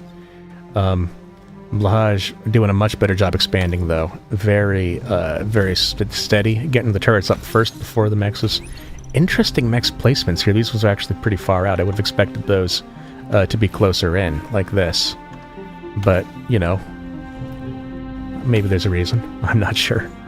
Do we have a radar lock on this one? No, we do not know that that guy's there. That rascal, so that could come into play. But Blahaj doing a good job.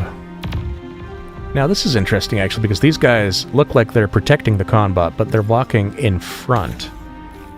Usually when I give that order, I have them walking, like, tailing behind it. So I'm not actually sure how that's being accomplished, but I wish I knew how to do that. We got the incisors coming out here.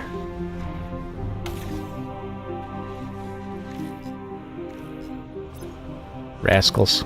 Still in play. I do feel like this is heavily Blahaj favored, and not for a particularly interesting reason. It's just building metal is good. It's truly not rocket science. Yeah, and Blue is literally saying, hey, you've been so quiet, you're not on the map, you're not harassing, you're not doing anything, you must be going air. Let me get some anti-air out, just like, literally what else could it be? And I like having just the one dude here to like snipe a scout plane. I don't mind that idea. I don't mind that at all. Now, this is where we're going to start getting information, and so it's going to be interesting to watch how Blue reacts to what we see here, right?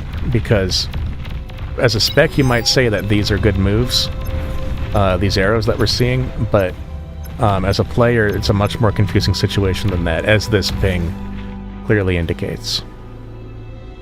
This is, we might say, unconventional. The only way to block you.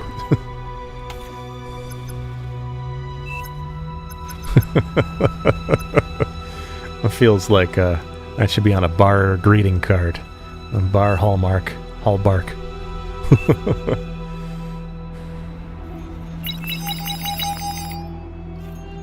Yeah.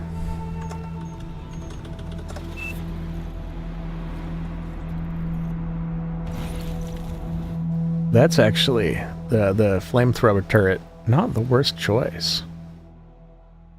I don't hate that move. Wrapping around the back like this, absolutely correct. This is the one thing everyone in bar forgets, including me.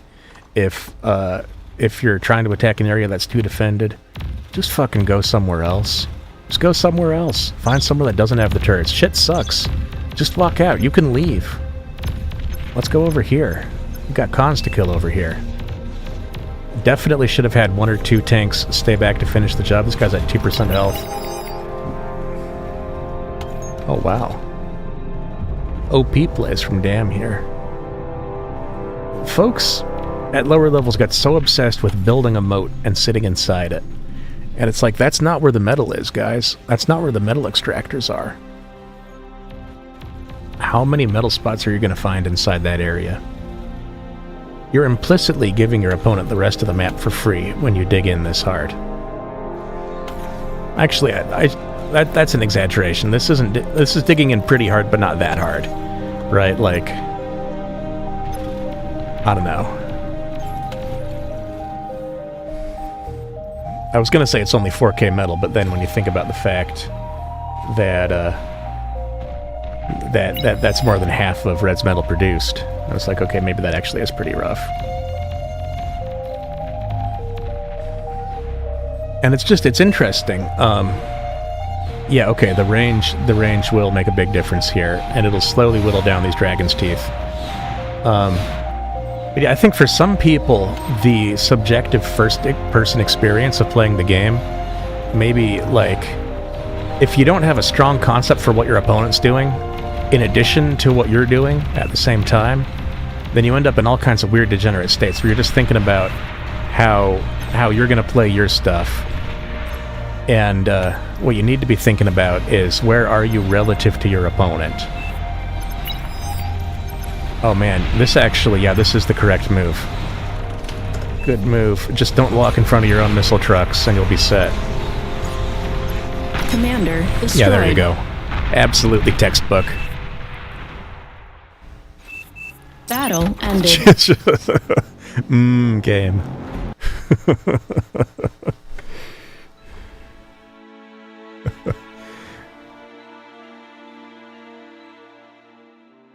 Yeah, that's one very nice thing about missile trucks, is that their line of sight is equal to their range, so they don't need anything to spot for them, which also means that they don't depend on radar as much as a lot of other... Yep, that's exactly what Maybelline is saying here.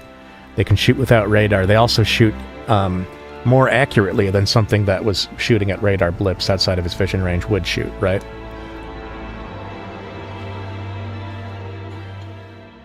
And of course, they outrange D-Gun.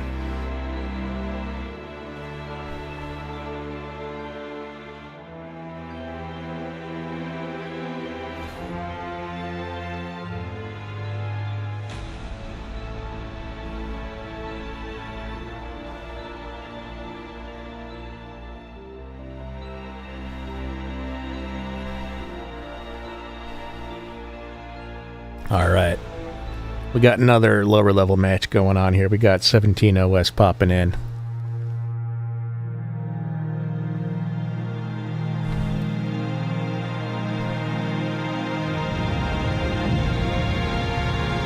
Welcome, Commander.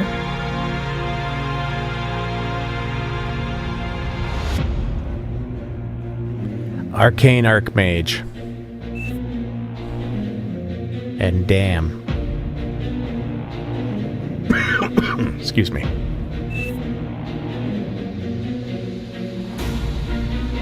Damn, flirting with the idea of the Forbidden Start up here on the hill. I've seen people do that, go bots from there. I wouldn't recommend it. It is actually, I will say, if you're in a gambling mood, if you start up there and your opponent goes vehicles, then they will have a hard time harassing your wins. You can start up there, make a bunch of wind, and just hope for the best.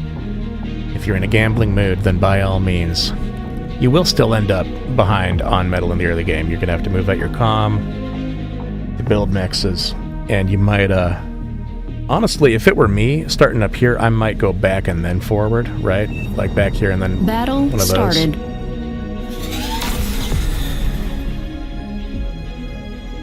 Wow,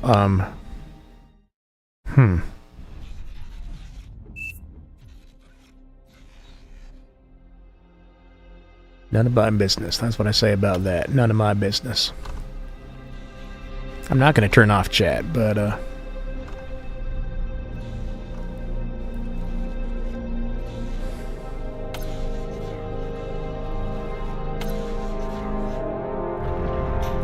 got our solar into 2 wins into bot lab over here. Totally standard stuff. Into a lot more wins after that. I don't like clustering them up this much because they chain react too easy, especially if they're near a mex. And what I will also say is that the idea of clustering them is the advantage of that is there's less walking time. But if you want to minimize walking time, don't put them over here. Put them over here, right? And then you can still space them out a little more. Or you can space them out like this. Right?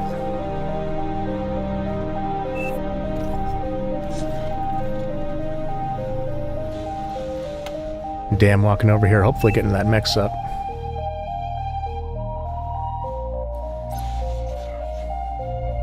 I didn't realize we were going to be spectating a soap opera on top of spectating a bar lobby. But you know, I mean, I actually am kind of a sucker for drama. I hate to admit it. Gossip that doesn't involve me is very fun. And I think anyone who doesn't feel that way is a liar, frankly. I think we all like it. It's okay to admit it. But,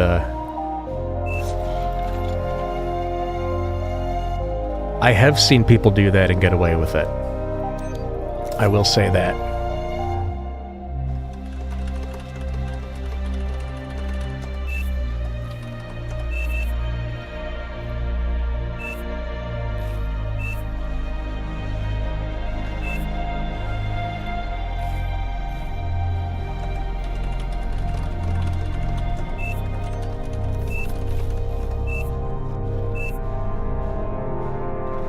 Yeah, I think 2 bombers is exactly right.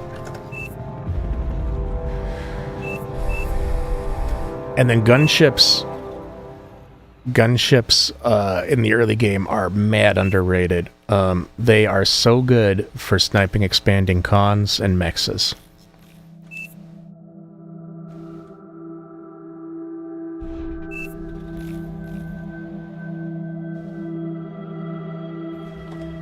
You want 2 bombers so the first pilot has someone to high-five with after they win the game.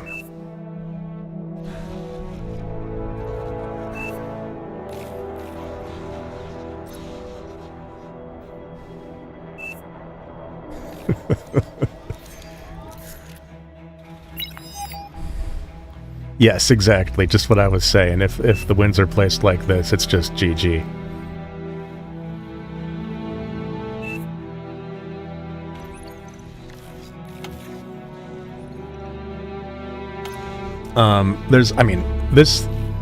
There's a little more nuance to it than this, but not a lot more, right? The main thing is you need to not die on the ground, right? Because you're going to get counterattacked and you're going to have a hard time defending. If you are Cortex, you can get some shurikens out, and then it's probably just a guaranteed win, frankly. The other thing to think about is you do want to be getting the air mexes. There's 2 of them here, there's 2 of them here, and there's 2 of them here in the corner. So that's 6 mechs that your opponent is going to have a very hard time denying. You can kill these from low ground with like edge-built LLTs. and also obviously also with artillery. But it's kind of a pain to do that, right? And you need to know they're there in the first place. You can also, after you're done building mexes, I think a radar on the high ground, or even a couple of them, could be very good as well. I like doing that.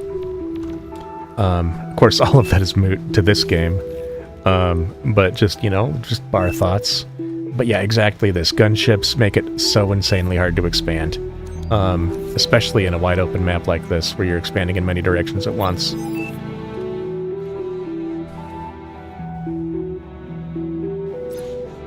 Alright, Arcane Archmage really seems to have a strong economic edge in this game.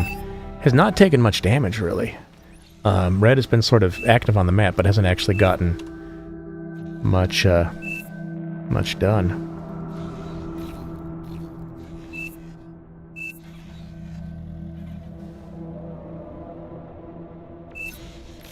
Going over here to build our solars, I guess. Now, the build power scaling back in base is one thing that I could criticize here. We got 3 cons and one of them's idle. And in a case like this where you got a lot of metal and you need a lot of energy, yes, you need to worry about dying on ground. I think go core, get Shuri.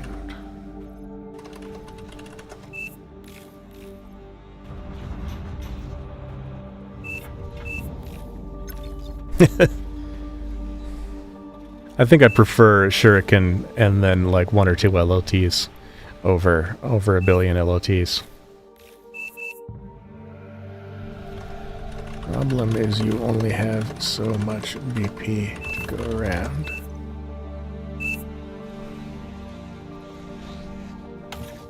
Like your air cons. Oh, what the fuck? Bro just got bored. He didn't build mechs, then he says I have 0 mechs. I mean, yeah, man. Like, what? Were you expecting them to just kind of appear? Like, I don't understand. Just build the mechs. My brother in Christ.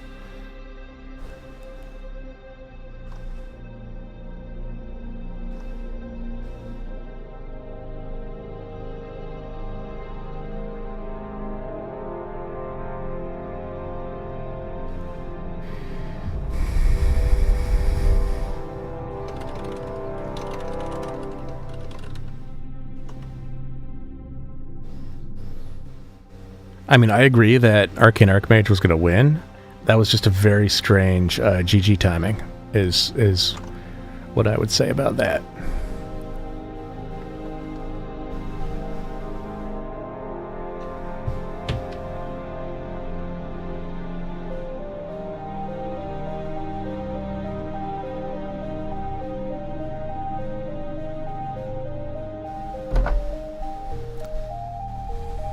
Gonna get a game going here.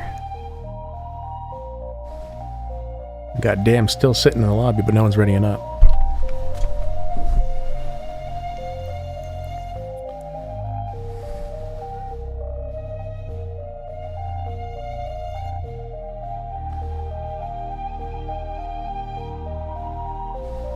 Tempting to switch lobbies and go watch Gecko, actually. Got a 20-minute 1v1 on a good map for it. Apparently everyone is on break.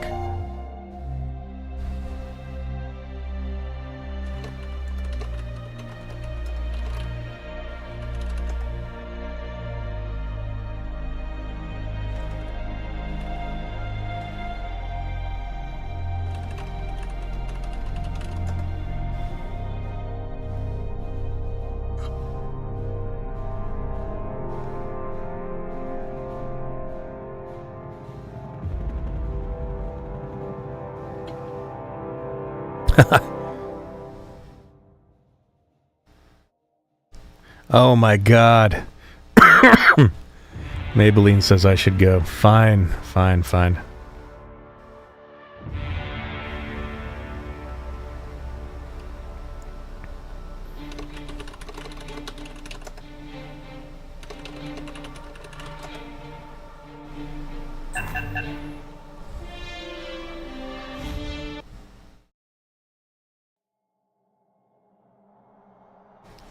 Okay. Okay, this is a proper game. I gotta actually... Hang on. I gotta wake up. Welcome, Commander. Please choose your starting location. Fixing my posture and shit.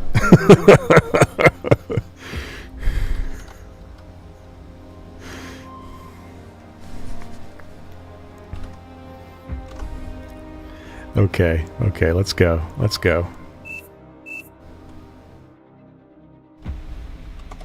I love that for you.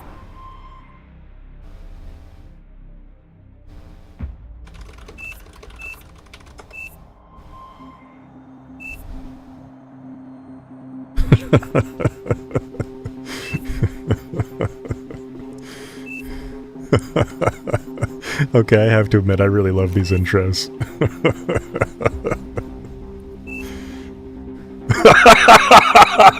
No! Oh no! Oh, absolutely savage.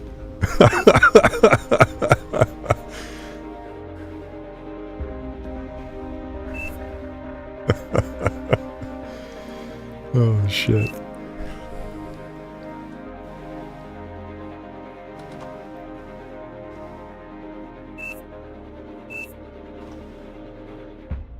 All right. Oh my god, Ryze is booing.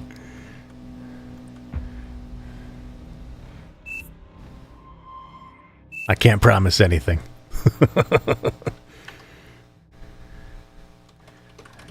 This was no holds barred.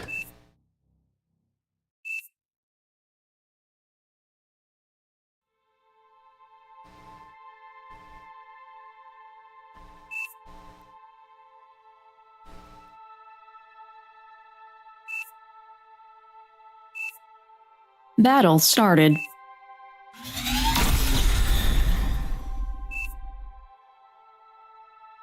All right. I'm thinking bots. I'm thinking bots. For me this round. Keeping an eye on the wind, I can switch the solar up to some winds if I need to, but I will not. I will not need to.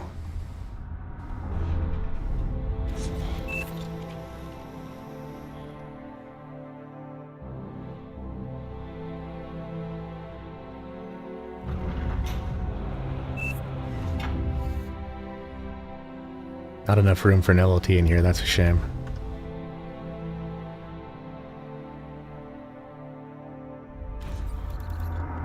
Something like that might be good for turret placement. I think I am going to go con first.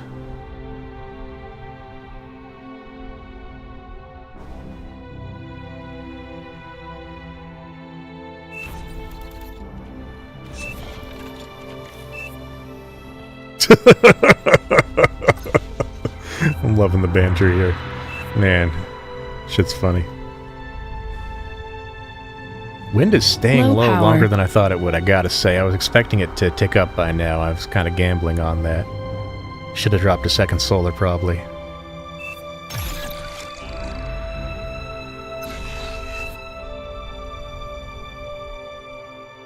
Get my comm on low priority here.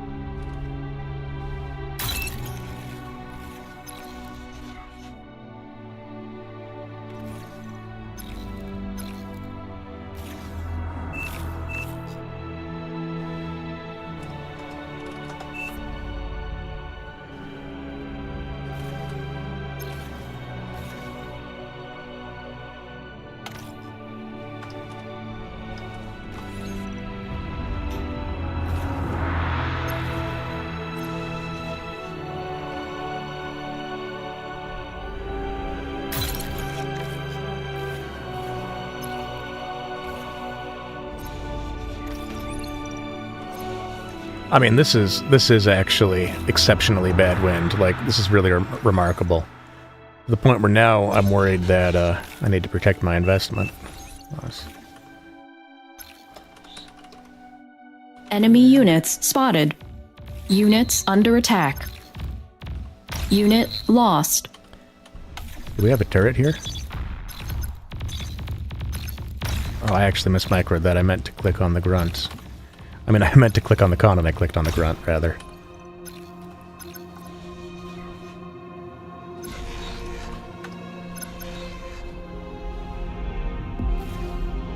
You are wasting energy. Wasting energy? That's actually a little surprising to me. I'm gonna send a second con up with that first one. It's kind of a feed for me. It didn't feel like a feed as I was doing it, but like looking back, I'm like, I did feed though.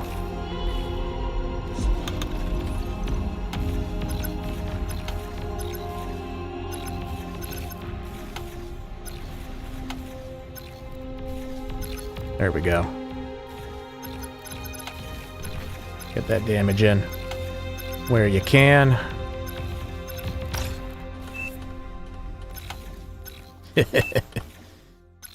Aircraft spotted. Wait. Air transport detected. Man. I really wonder how that would have played out.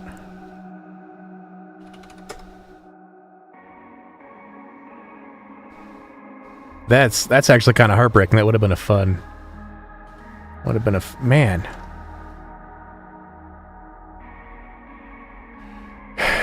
Oh well.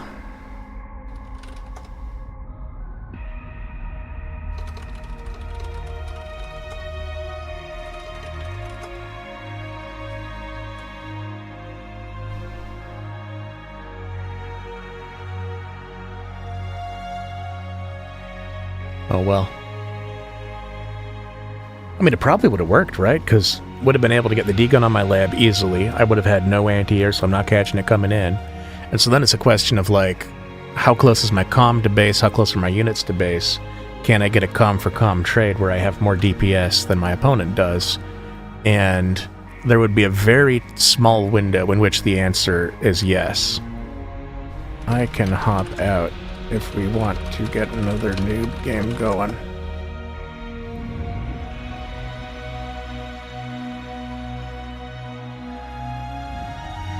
But yeah, I think there's a small window where I could maybe have flipped it in my favor, but I would not have liked my own odds. I'll say that. I think also, actually, maybe the even better point to make is that if you are equipped to do a comm bomb, there's probably other strats that are even stronger that you could do. I mean, even just taking those 6 air mechs already gets you ahead.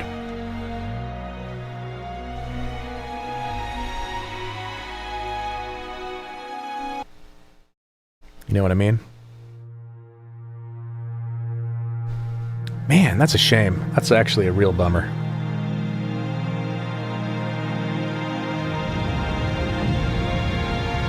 Welcome, Commander. What's funny is that it actually would not have ruined the strategy because I did think it was a joke. I was like, oh, that's such a goofy thing to say. Turns out it was actually real. Damn, starting in the back here again. Yeah, no kidding. We sure don't, bud. That's, I cut that game short a little bit. Battle started.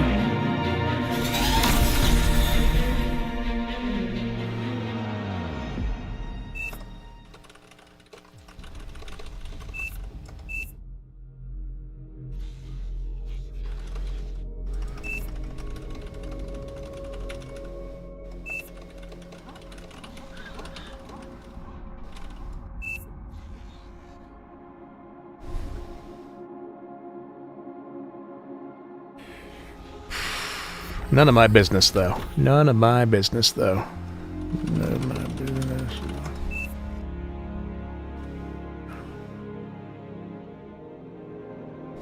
I kind of like keeping it that way, frankly. Alright, damn. Getting that vehicle plant up. Ojoj. Bot lab, 2 cons. How are we doing the queue here? Yeah, Laz at the front, as it should be, because the cons take a lot of energy. And so you want to be building up that bank, because that allows you to spend more of your comms build power. Because your comm would otherwise be spending build power on wins, right? And you kind of need to do that. But if you're able to get up enough energy to build up a bank while doing that, then you're in an even better spot. It gets you ahead, you know what I mean? Skipped mechs, but left the lab idle until the mech's finished. Yeah. Yeah, Dam seems like someone who just really needs to tighten up the mechanics more so than someone who's maybe having more theoretical challenges. Like, this is like a lot of the right ideas done slowly.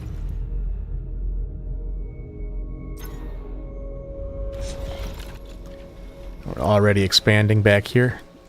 This looks like an area mechs command, which sure is fast. However, it can put the mexes further from the turret and make the mexes easier to harass. Whereas if they were tighter and closer in, then they might be a little bit safer. Just a tiny nitpick, and if that's a corner that you're willing to cut, you know, maybe for APM reasons, then go for it. But just, you know, something to observe here. One incisor here, another one further back. Tick's gonna run right into them. Nope, they catch sight and they go around, and correctly understanding, if the units are here, there's gonna be some other place where they aren't. So let's start poking on other angles. Let's see what we can do. Now, of course, the tank's rotating around. Good game sense here. This is protecting the cons as the cons move forward. Is specifically why they're moving in at that moment, but it's also because you saw these guys move over to the side. Like, you know that you need to be within firing range of the edge of the map, because that's probably where they're headed. I really like this. I like this coordination of what's happening here and over here. Could have been executed better, but the basic concept of create a threat over here, pull the army that way, then hit with these guys. The issue, of course, is that these guys died. And as soon as they die, they are no longer a threat, so that obsoletes that idea. Also, we're sitting idle with these dudes, which makes a degree of sense since the comm is in base, although I will say, actually, the comm's in the middle of a ring of winds. So if you just, like, move commanded on the outside, you would actually get a good bit of work done, I bet. Anyway, let's look at the expansion. We're actually pretty much even at the moment, even though it kind of looks from up here like blue's doing better. They're pretty much even. And okay, actually, never mind. Blue is now doing better. I'm not sure why red's metal income was so high for a second there. Do we have metal converters, or? Yeah, this is good. This is well done. This is how you want to be doing this. Up to 4 con bots is blue here, which is a good number to have. You definitely, I mean, on a big map like this where you're scaling in different directions, you need to have build power spread out over a large area, and that means getting a lot of con bots out and keeping them alive. Keeping them alive is the hard part. That's, personally, I'd say that's what I struggle with most, right? But I believe so. I believe the answer is yes, but let's see. Oh.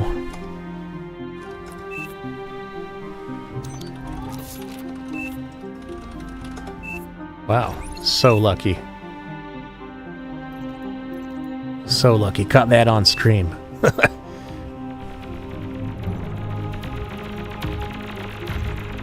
Alright. Good defense here. That could have done some damage if it had gotten in back here.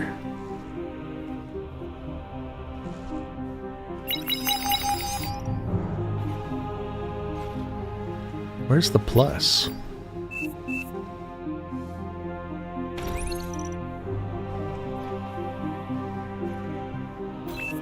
Well, that is very good coverage, actually. Good spot for that. Comes right up to the right height on here, I think. Let's double check that. Okay, maybe could have been a millimeter over, but definitely the right way to go.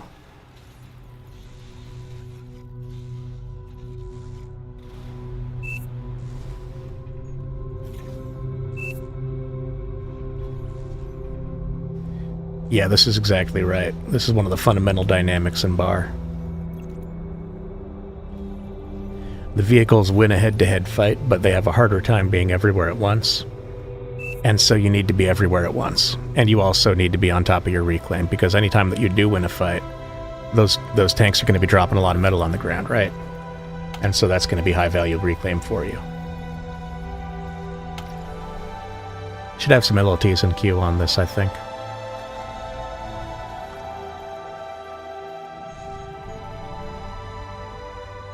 Nice little harassment over here. Not so bad. Con turret over here. Are we thinking about T2 preemptively? I don't think that... I think that's a little preemptive. You could eco-scale behind it, to be fair. It would not be a bad move.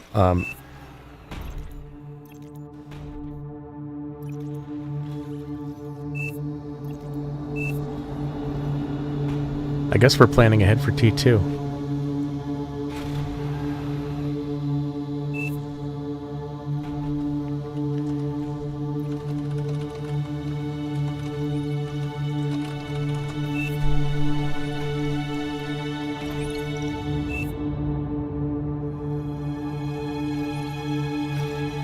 Yeah, let's see if we see, okay, actually, good game sense to, drop the solar.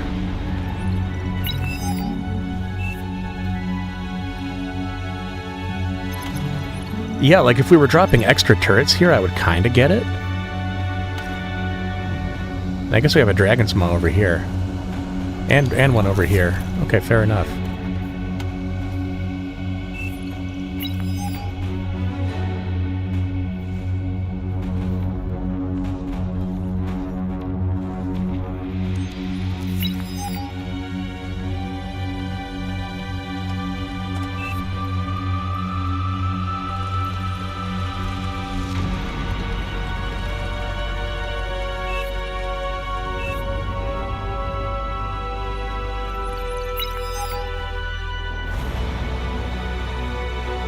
I mean, you don't even really need to push. We got an agitator going up here. We're not even... T2, but instead we are making Noob Trap. That's what you hear these called. It's a Noob Trap. Half the cost of a T2 lab. 2,600 versus 1,300. And what does it make your opponent do? It makes you move from here to here. That's the only actual impact that this will have on this game. Meanwhile, blue takes more and more of the map, scales up more and more, out ecos. I mean, truly, this is the thing that it feels like you're a broken record, hammering this over and over, but this is the most important thing for noobs to understand. You gotta have metal, man. You just gotta have metal. If you're not... Yeah, actually, it's a huge waste of metal, this is. At the same time as trying to finish this is even funnier.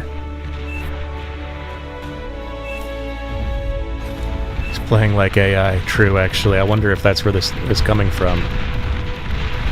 Oh. Come snipe time? If these guys just walk up and set target on the commander, then GG. I actually love focusing down a commander with artillery because the high trajectory makes it a lot harder to tell from overhead where they're aimed. It can be a little confusing. It's harder to eyeball. And that means that you can get big volleys of damage in where they don't realize until it's too late. Now, it only works once or twice. After that, obviously, they're going to see their health going down. They're going to know what's up. But you can get one or two strong opening volleys on a commander that way sometimes. Let's see here. What can we criticize blue for? Maybe more energy scaling would be good. I mean, we got 2 cons on E-scaling, but I think you can afford more than that. You're on plus 50 metal per second. That's plenty. And you're building these with your comm, you know, like, good God. Definitely, I would be getting one of those cons out around the side here. I kind of agree. Don't stand in range of the turret.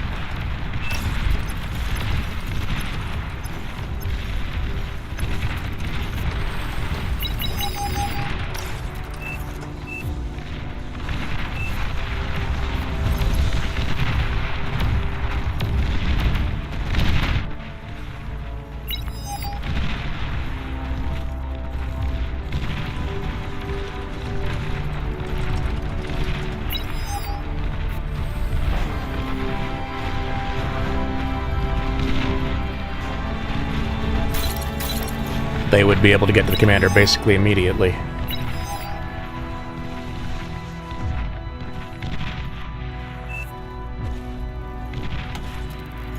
Yeah, you even know which blip is the comm, so yeah, there's basically no reason not to be going in on this.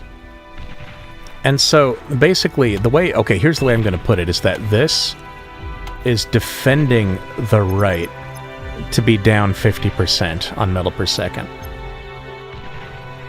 It's basically saying that is so important to me to be down on metal that I'm going to invest metal into being behind on metal. And that's just not a good play. It's just not a good play. It's better to not do that. I mean, simple as. Dam appears to be throwing a tantrum and committing self-destructive acts. Listen, we all have our phases. Control B to self-destruct the commander would be the more efficient way to throw the game, if you wanted to optimize that, but maybe that's not where your headspace is at here, and that's fair.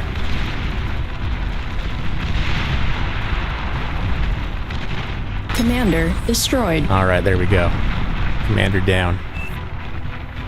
Misclick. Battle ended. Really? Really?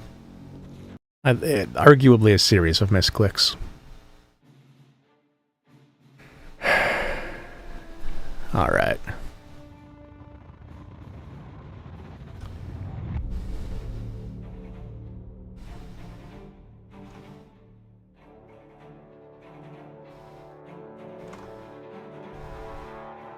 Well, I think I need to take a break from talking. So, I may call the stream there. I'll probably stay online, but I'll call the stream there. Thanks for watching, thanks for tuning in. Like and subscribe, all that gamer shit. You know the drill. Leave a comment. Leave a chat. Actually, probably don't, because chat's about to close. I'll catch you next time.